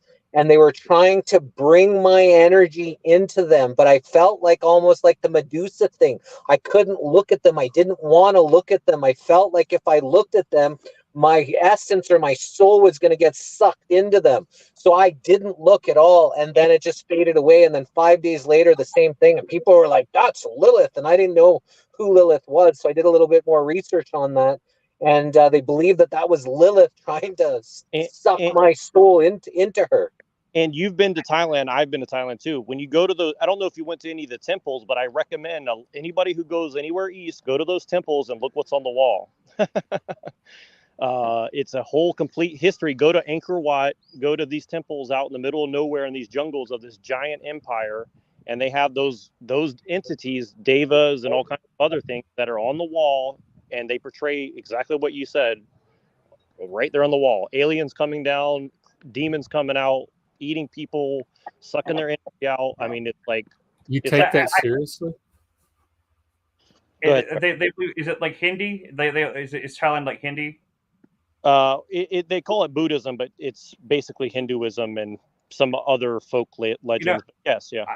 I studied just about every religion I could find to study, like whenever I was younger, and like just trying to understand like the whole thing. I went through an atheistic class, really like a big period where like after growing up in Christian church, like I came to like a big, I think everybody comes to like the crisis of faith, whatever you want to call it. I decided I didn't believe in it. I just wanted to know what all the religions believe, and I studied Buddhism, I studied all this stuff, and like the one I never really could penetrate was Hindu. Hinduism is so freaking like dense. It is just such a fucking dense like religion. Like and it seems so there's so much contradictory elements to it and all this stuff. It's very very hard for me to wrap my brain around. For some reason, that's the one. Like I mean, I can understand just about every. I mean, like even like Islam isn't really that complicated at the end of it. Well, like they're all tied. They're all tied together. That's the easy way to understand it. Yeah, but Hinduism feels separate. It's the only one that feels a lot different than the other ones. It has a much different feel. But what you were saying, Jesse, about Lilith, that's interesting. I've never heard Lilith conflated with Lucifer before. That's the first time I've ever heard that. I guess Venus and Lucifer were always conflated for a long time. Well, I do know some female Satanists or feminist Satanists that use Lilith as their Satan. I've always seen Lilith associated with the Earth, not with Venus, though. because originally in the Jewish text, the I can't remember the alphabet of Ben Sirah, I think, is where the Lilith myth is first mentioned. Where it's the first wife that's created for Adam. In Jewish mysticism, from what I understand, they don't really have genders for things that aren't human, that are angels or demons or whatever. Like, they may take certain forms at certain times, but they don't really have like genders per se. So I think there's in this particular case, Lilith was created was the first female in that myth. It was the first female, and she was created from Earth, just like Adam was, right? Okay, so like Adam was created from the dirt, right? And Lilith was also created from the dirt. And then like whenever whenever it was announced that man would be, that she would have to be subservient to Adam, she rebels and basically and flees Eden and into the desert, and she's chased down there to where I think she's attended to by it's a very, there's more than one myth, but that's the one that I've read the most times. There's a lot of Gnostic traditions that involve Lilith as well. I personally kind of feel like the Lilith is the original Mother Earth spirit. I think that's kind of like that's the vibe I've always gotten, but I don't have any evidence for it. It's just like that's where she fits mythologically into, like, when you see like that Mother Earth type character in most other type things, like that you have Sophia and you have Lilith, and I think I see Sophia as the ultimate mother, the mother wisdom, and then Lilith is also it's like the first daughter in a sense. I think that's been my interpretation of the Gnostic texts I've read. I mean, I've read a lot, so my brain might get too fried from it. So if I am saying any of this like flat out wrong, please forgive me. I have not studied this in quite some time, and I might be getting things just ultimately I might be fucking this up really bad. So well, I've only had one psychedelic experience like that, and I'm not going to get into the details, but let's just say I saw something that claimed to be an entity that was female, and it didn't really say anything to me, but I got the impression that it was very ancient, and I'm not going to mention, I've mentioned it elsewhere, but I'm not going to get into it, but it seemed to use a Sumerian name that people associate as a male, or as a representative of that at the very least. But it didn't really speak to me, but it did show me like a landscape that was very ancient, very green. And I'm not gonna, and again, it doesn't really matter because I don't know enough about this stuff, but I do think that there's probably reasons why people have so many similar experiences, and again, I don't want to disrupt from what Jesse was getting to. So Jesse, please continue, sir. Yeah, I'm sorry too. I disrupted as well. That's just as much on me as anybody. I'm not sure where, if I thought I shared what I wanted to share, but I wanted to ask y'all, what do you know about Brahmanism, and what's your thoughts on it? That's one I haven't. I have read into that, and I have not thought about. It's not one I thought about. I have to look it up just to get a reminder. Give me like a one sentence. Like, what's the main tenet of it? I just want to say I know that it was tied to a lot of these old religions before the New Testament, at the very least, and a lot of these mystery cults and stuff like that. And when I went to Asia, and I always say there's at least 3 layers. There's Hinduism, Brahmanism, and folk religion, and Buddhism as well. So basically, I would say there's at least 4 or 5 layers of belief systems over there in the East, and probably more than that once you get down to Indonesia, where, well, actually, even in Thailand, they have Islam and stuff like that as well. And it seems like there's a blend of a lot of that stuff. But Brahmanism is one of these things, like, people don't ever really talk about it. So I'm curious to know as much as I possibly can about it.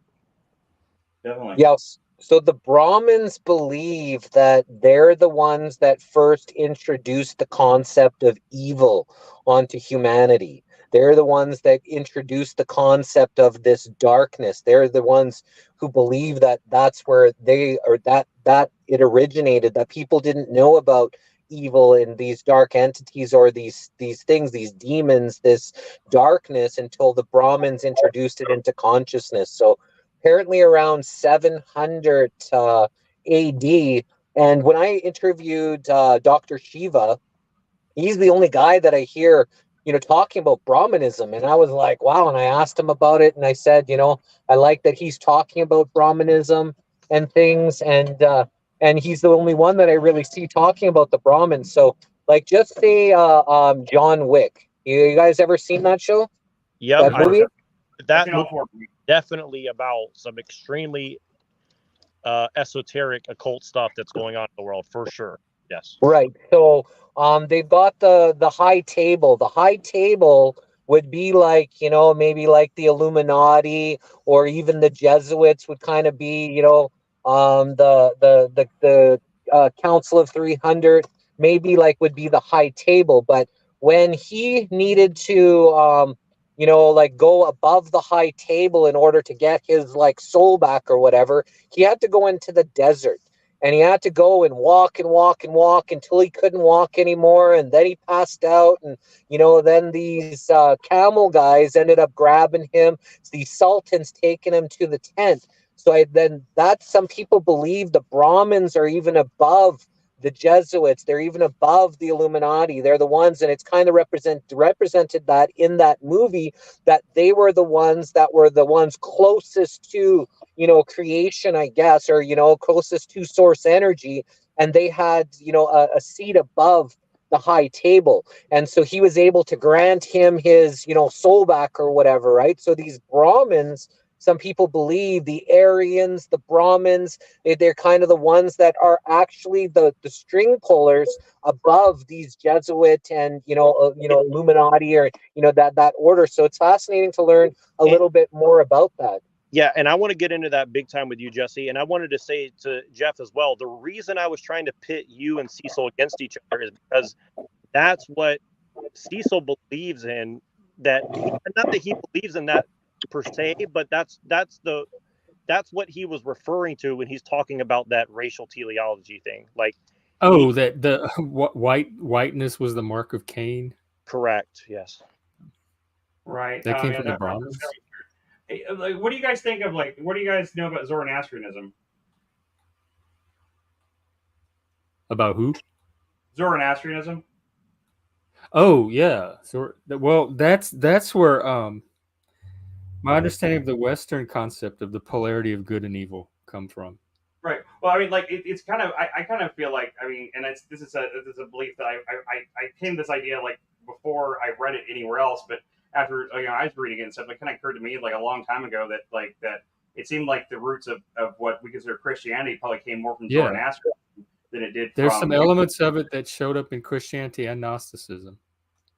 Yeah, and the three wise men, the three kings in like this in the nativity story, those are very very blatantly Zoroastrian priests or prophets that come to visit him. The only people that come and venerate the what they considered like the savior of the Christ are Zoroastrians, and not any Jews, not any, you know. So I think that's what Machine Lies. That's what Machine Lies and I have been talking about. That's like the underpinning of a lot of stuff that we've been talking about. And I would be curious if that's related to what Jesse was just referring to, because that's one thing that seems to be like a connection that I haven't been able to make, is like, what is that tie between the Aryanism stuff and the Brahmanism stuff and the Zoroastrianism stuff? Because the more I look at it, that seems to be the underpinning that people are trying to obfuscate in a big way right now. That seems to be like the one thing. Like, I think that's why these Toilet Bowl Earth and these other guys are coming after me and Machine Lies, because they don't want us to talk about that shit. That they want us to shut up about what you're talking about. You don't think it's because they're just drunk losers? Personally, no, I don't. I think there's something Terminally else. online with no life. I mean, if it's that, I would be so happy if that's all it is. That's what my eye tells me it is, having worked with that crowd for many years. A lot of people are. I doubt Tommy Illuminati. Illuminati is some secret. Well, like mastermind Illuminati. I don't count Illuminati in that. I'm talking about TBE and EBT and some of these. I don't know TB and EBT that well. What is their? What's their deal? What's their mission? He seemed like he was being cool, so I didn't know he was a bad one. I'm not impressed with what is it, Chuck Body? I'm not impressed with him at all. I'm not impressed with him, but he would just be quiet the one time I saw him on the stream, so I didn't know. Well, they're supposed. Yeah, he definitely acts the most mature, but when he peels that mask off, you can. They supposedly act like they supposedly say they're Christians that don't like Jews because they say that Jews are running the world. But then when I start talking about this stuff that we're talking about right now, they get really upset and they don't want you to talk about it. So they just sound like anti-Semites. Well, that's what they say, but then when you talk about how it's not really about the Jews and it's about this other stuff that we're talking about now, they don't like that. Because they want to keep the focus on the fact they don't like the Jews, though. I mean, that kind of makes sense, though, from that perspective. If you're really anti-Jewish, then you don't want anyone to shift focus away from how Jews are. I don't think they're anti-Jewish. I think they're saying that they are personally, but that's just my personal opinion. I didn't know that they were even anti-Jewish. I don't understand why anyone's anti-Jewish in principle. Like I don't understand the anti-Semite thing. I don't understand racism, to be honest. So like I mean, like there's a bit. I've been friends my whole life. I've grown up like a. Well, I'm explaining to you where it's coming from, and I mean, it's all coming from this thing that Jesse's talking about. It's all coming from this thing Jesse's talking about. I think for a lot of people, they're just stuck in their own box that they've put either their God in, or and then anything that goes against their own box, then they automatically push back on. They automatically want to hate, and that goes for most people. Unless you actually have an open mind and are willing to learn about these other things, you've put yourself into a box. And if you put yourself into a box, it's hard to accept, appreciate, or even listen to anybody else's, comprehension of what this is. Well, but these people put a lot of effort into stifling the conversation about this specific topic, though. So, and like it makes sense. To me, they do that for every conversation that's not about themselves. Maybe, but I mean, that's why I think they're employed by someone to do so, because they spend like full-time I think it's internally motivated by their own psychoneuroses and chemical dependency. I'm gonna take the next crazy step in this, and I'm gonna say, like, I think they've been brainwashed through what they call trauma-based mind control, and like they have alters that get triggered every time someone mentions those things. So that's when they go nuts. Well, people try to make sense out of these agitators. Why are they paid? Why do they want to continue agitating? I've known trolls my whole. They're just trolls. They're just they're trolls, and they have substance abuse issues on top of that. Probably mental health. Trolls are usually funny, though. Like, these guys are not good at being trolls. They're really bad at it. Well, but you have to be funny to be a troll. You just have to be disruptive. I understand. I guess I have a different definition of trolling. Like trolling back in the older internet days, like back in like pre-4chan kind of days, just meant like just people that just went and took the piss out of people who are taking themselves too seriously. These guys just go and disrupt everything and just scream until people just like leave. Yeah, they're trying to disrupt the experience for everybody else and sabotage it. And like that's not what trolling used to be. Trolling used to be like people like like coming in kind of like being kind of like slyly kind of coming in and fucking with like things and like fucking kind of being an agent of chaos maybe. Not necessarily being disruptive in that sense. Well, look, here's the thing. Look. Here's my point that I'm trying to get at. And I'm sorry to be a dick, but this is the thing. The racial teleology comes from this belief system, which is what Jews basically believe in overtly, and this is why I have a problem with it, because if you accept that for Jews, you have to accept that for anybody else who makes a similar claim. And it comes out of this occultist belief that some people are chosen by God and other people are not. That's what I'm trying to get at. Well, I mean, okay, so I don't think every Jew believes they're chosen by God. I mean, I know that's part of their religious tradition, but I don't know how many secular Jews believe that. I just want to know, like, what to Jesse and to Jack both, like, I mean, I'm not saying I necessarily disagree with that, but I'm wondering, like, what can we do about it, though? I mean, what kind of stance or anything can we make that could make a difference in that? I mean, I'm not saying that it's not useful to know it, but like at the same time, I feel a little like I feel facile with that. I feel like there's like so I'm just trying to find out, like, where can we take this conversation with this? If this is the truth, if this really was happening, how can we take this information and use it for good? Like, how can we use that information for good purposes if that's true? They just need to stop feeding the trolls. I'm not saying that we can't either. I just want to know if you guys have any ideas, like, for how we can, like, try to try to make things better. That's all. Well, I'll let Jesse respond first, but Yeah, go ahead, Jesse. Well, I was just thinking that anybody or any ideology that promotes thinking that they are better than and are more worthy, and that other people aren't, worthy to be here, that's this, dark, dark magic. This is because everybody's a child of God, and everybody has the ability to connect to this source creation in any way that they want. And that's kind of, and anybody that's telling anybody different that God is anything but love is where, this whole breakdown goes on, because now I'm better than you, or, you're not, if you don't align with my thoughts and beliefs. And, everybody has that, right to be here just as much as anybody else does. And as soon as anybody or any belief thinks that they're better than, and that they're not worthy or they're demonic just because they don't believe in the same thing, that's where we have a problem, or at least I have a problem with it.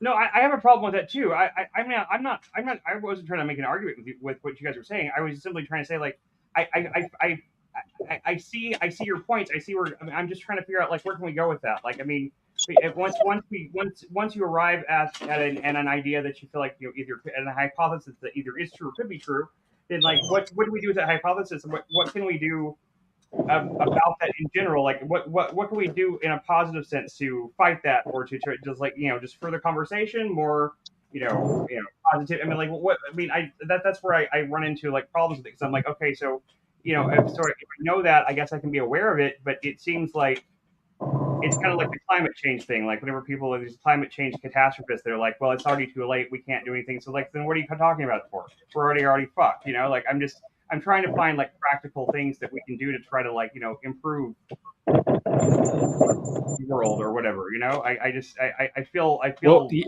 we talk about you don't see them on here doing that shit. It's up to each individual streamer to keep a responsible platform.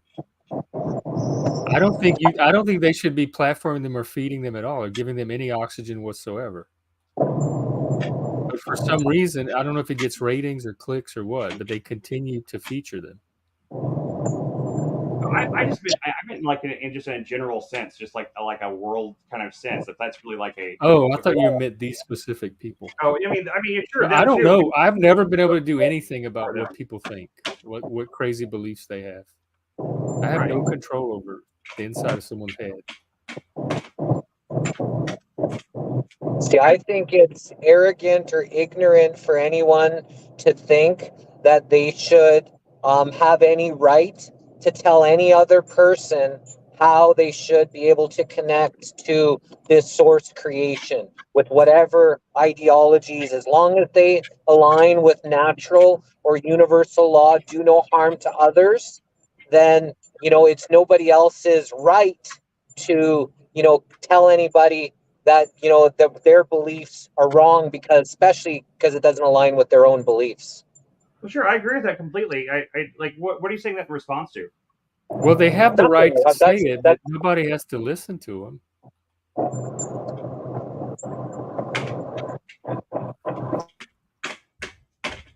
That was just an open. It wasn't in a free speech society. You can't stop them from saying it. But I don't know who's even listening. Like, who would listen to somebody like Toilet Bowl saying, "You don't belong here, I'm better than you"? Who would even take that seriously?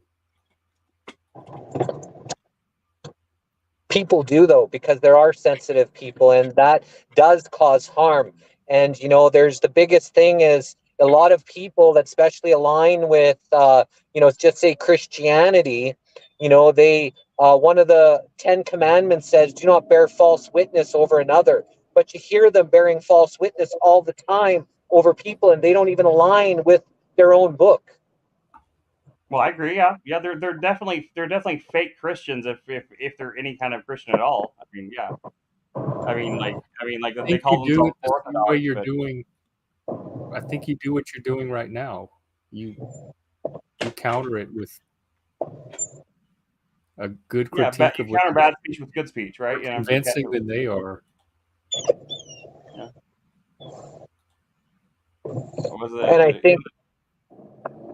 I think us discussing these things, and that's why more and more people that are talking about what's going on in the world, people conversing with their different ideologies and having healthy conversations and discussions is really important, because that's where we actually can start finding common ground, that hey, just because we have a different ideology doesn't mean you're my enemy. Yeah, and I agree with that. I see that happening for the most part. Everyone, even despite the trolls, I still see that happening constantly. Every stream I turn on, it keeps happening more and more.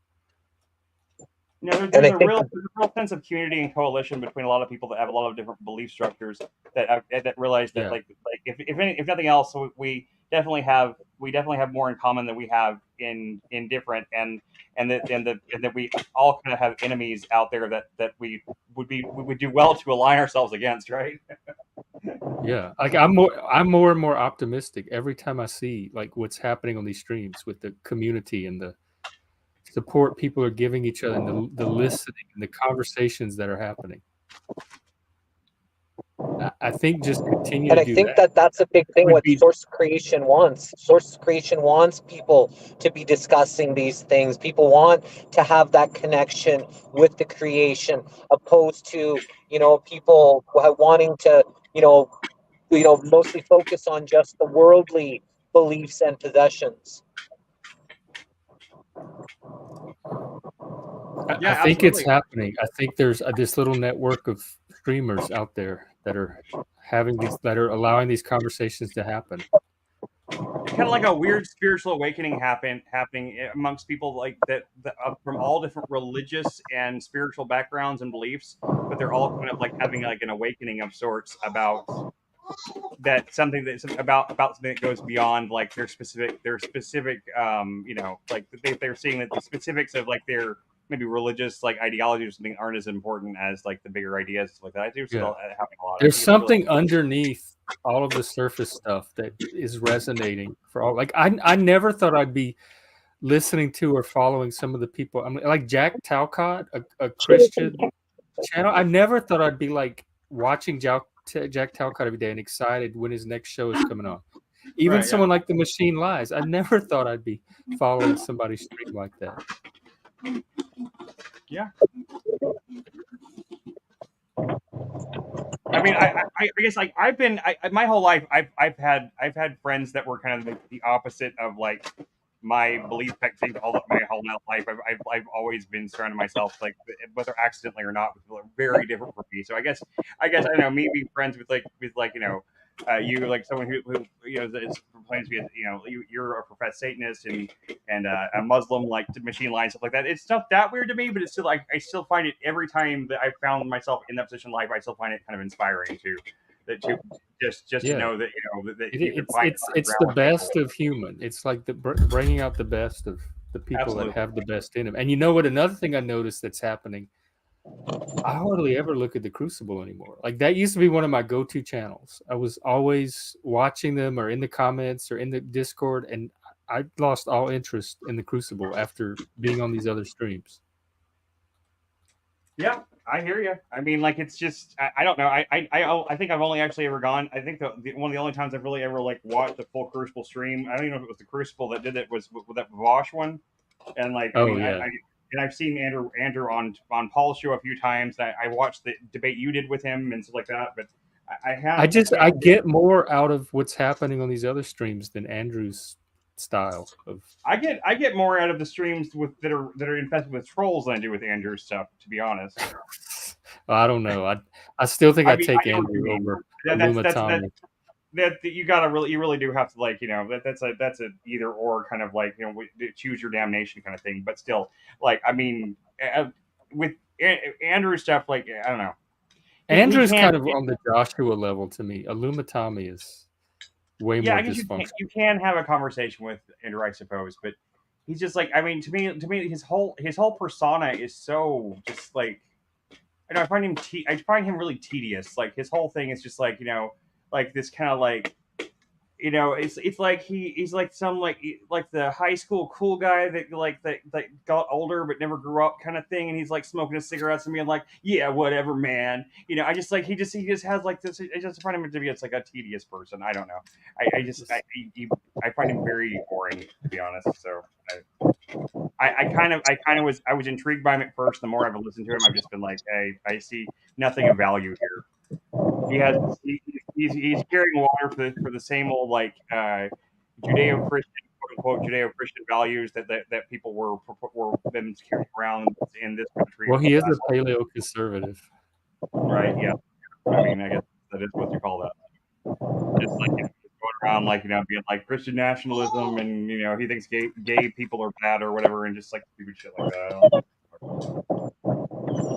When I first started kind of joining Jack in the panels and stuff, it was a very, kind of childish high school mentality about putting people against each other and back and forth. And some people just haven't left freaking school in their brains and in their minds. And some people in their panels, very few, there's one that in particular, but I don't really talk names and things of people when they're not around, right? But there's, some that are still continuing on that, trying to smash and bash other people that don't align with them and their panels and stuff. And that's that very satanic accuser, opposer energy, right? Yes. And that's, from what I see. But, lately in these last few months, things have gotten a much better on everybody's panels. The conversations are getting better and deeper, talking about creation, talking about spirituality, talking about, things that, are helping the collective to advance themselves. And, that's makes me feel like how you guys said that this is, makes me want to be a part of these conversations, because, I feel that there's much benefit, not just to me, but to the collective around from it.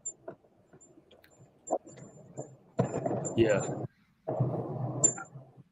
No, Yeah, I very mean, nice. like I do. I see, like, I mean, me and Lindsay were talking about this earlier. I mean, when I got in, when I started doing some streams like this, I started getting into streaming, as you should say, a little bit. I didn't have any real in this.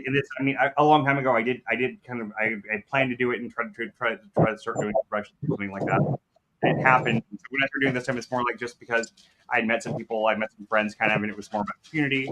And I didn't really expect anything like much to come out of it. But the community I've seen form, and like the kind of conversations I've seen happen. I've been really, I don't know. I feel like there is something kind of I don't know. It sounds goofy, and it sounds like all like I don't know. It sounds like unicorns and rainbows, but I feel like there's something like actually special happening amongst at least the trolls are like blossoming anyway. As long as we can play gardener and weed out the trolls, the purely disruptive ones as they come along, then I think like you have to do that, otherwise the garden will die.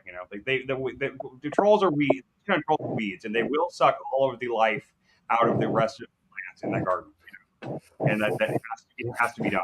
And people have to stop defending them, and have to stop saying like you don't want to hear what they have to say. You're censoring. No, we're not. We are doing the necessary thing that has to be done in order for the community. And I'm using the analogy of the garden to keep growing. And because if we don't, it will die. And like that's and it's just, I mean, it's not about being mean. It's not about like trying to exclude people. It's about like when someone's throwing a fit, you have sometimes they have to be removed from the public space because they're just having a screaming. Or I remove myself, but then that's going to cut down on the you can remove my yourself. ability to participate in that community. We should be Like the healthy people are going to leave. The functional people and the healthy people that want to have the conversations Jesse's talking about are not going to stick around for 2 or 3 hours of troll drama. No, they're not. They're going to go find another stream to go on or do something else.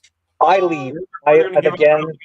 When that energy is around and it's looping, I don't like being a part of that energy, and then I rather leave than just, have my sacred space be affected by this looping, negative satanic energy.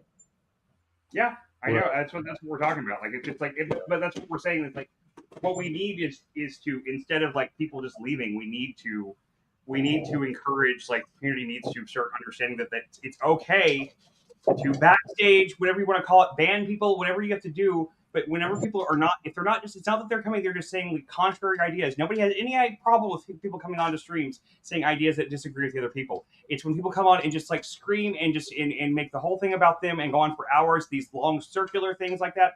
People just, the hosts have to be willing to take these Yeah, people but out if of it. they're not going to do that, the only thing you can do is leave. Internal locus of control. Like part of it's codependence. Some of these hosts have codependent relationships with these trolls for whatever reason, and you're not going to do anything about that. So sometimes the I only guess thing you can we do just have is to start take it running into your counter own streams. hands and leave. If a machine live stream is taken over by TV or something like that, we're just start a counter stream, just like literally say, like, okay, we're done with this. We're gonna go to stream over here, and like we'll just stream that. We'll stream over there, and like people can join us, and like, and then offer an that way the alternative. people want to have a conversation do that. And like, I mean, I would hate to do that to TML, but like at the same time, like, I mean, that really is the solution to keep the community going, to keep it from dying.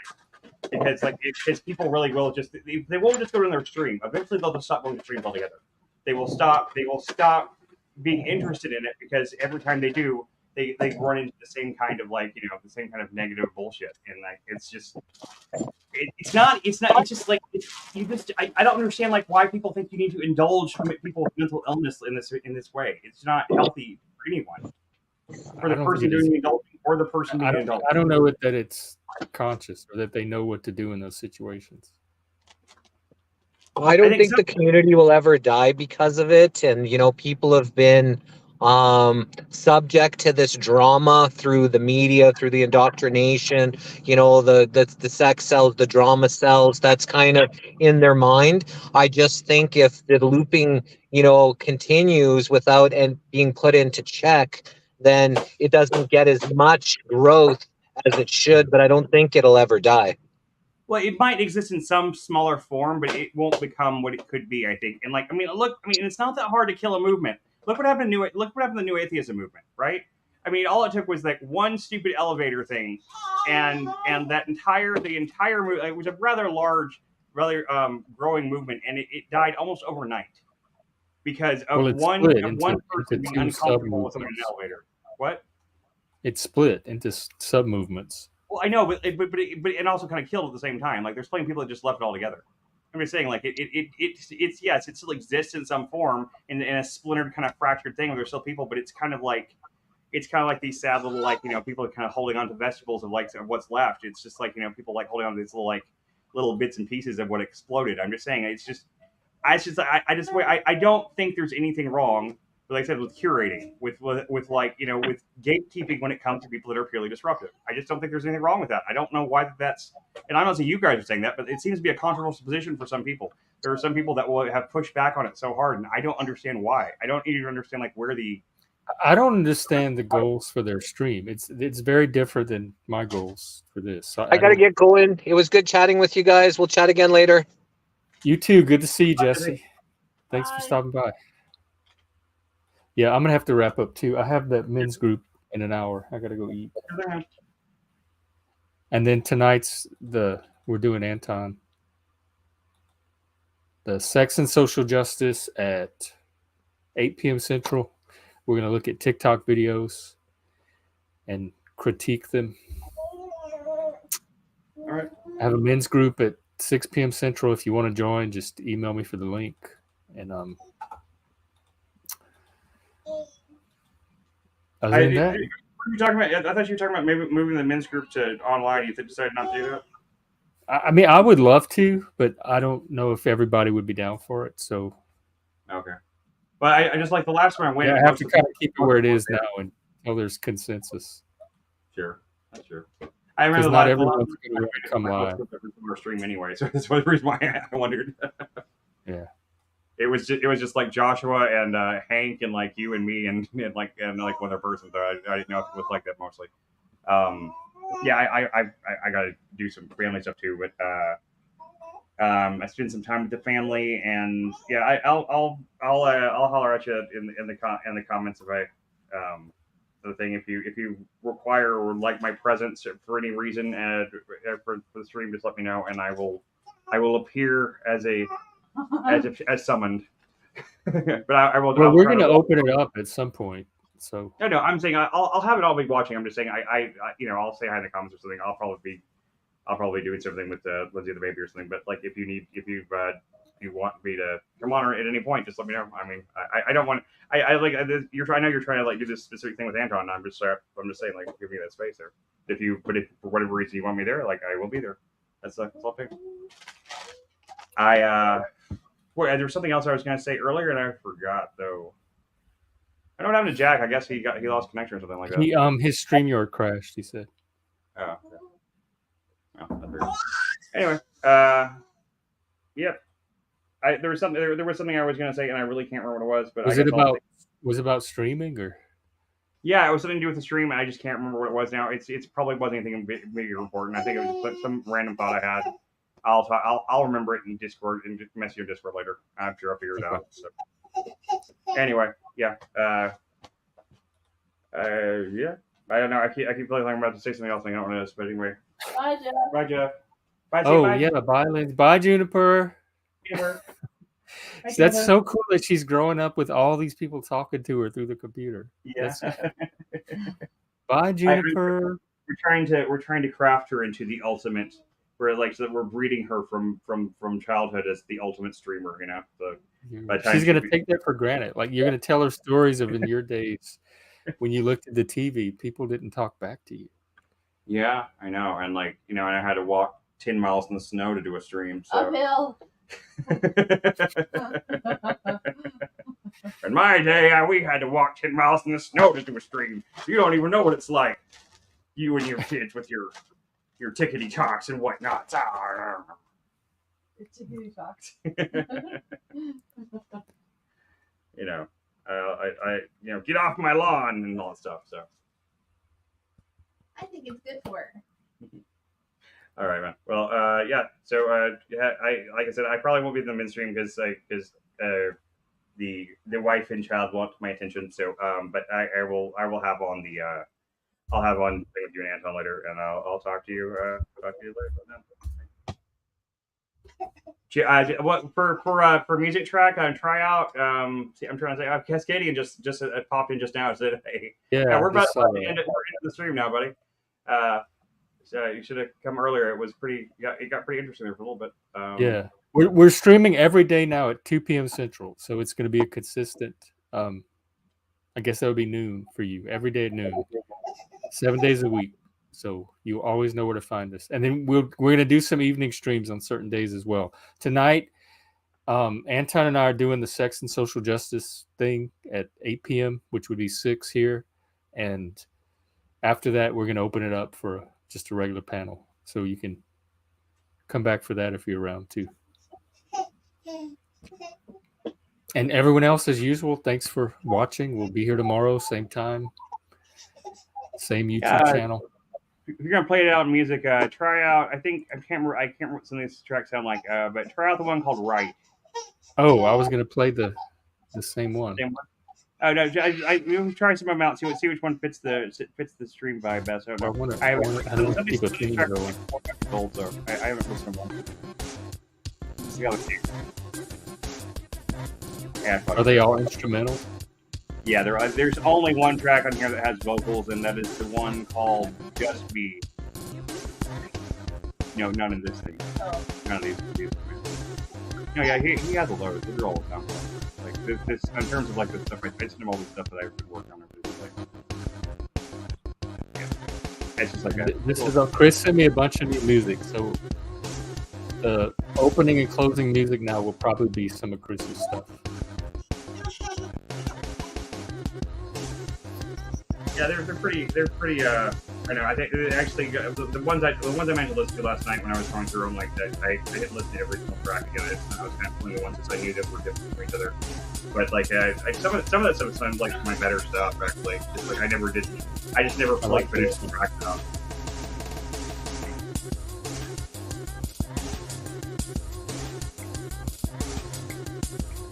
Anyway, good night, guys. Bye. Good night. See you later. I'm really digging this.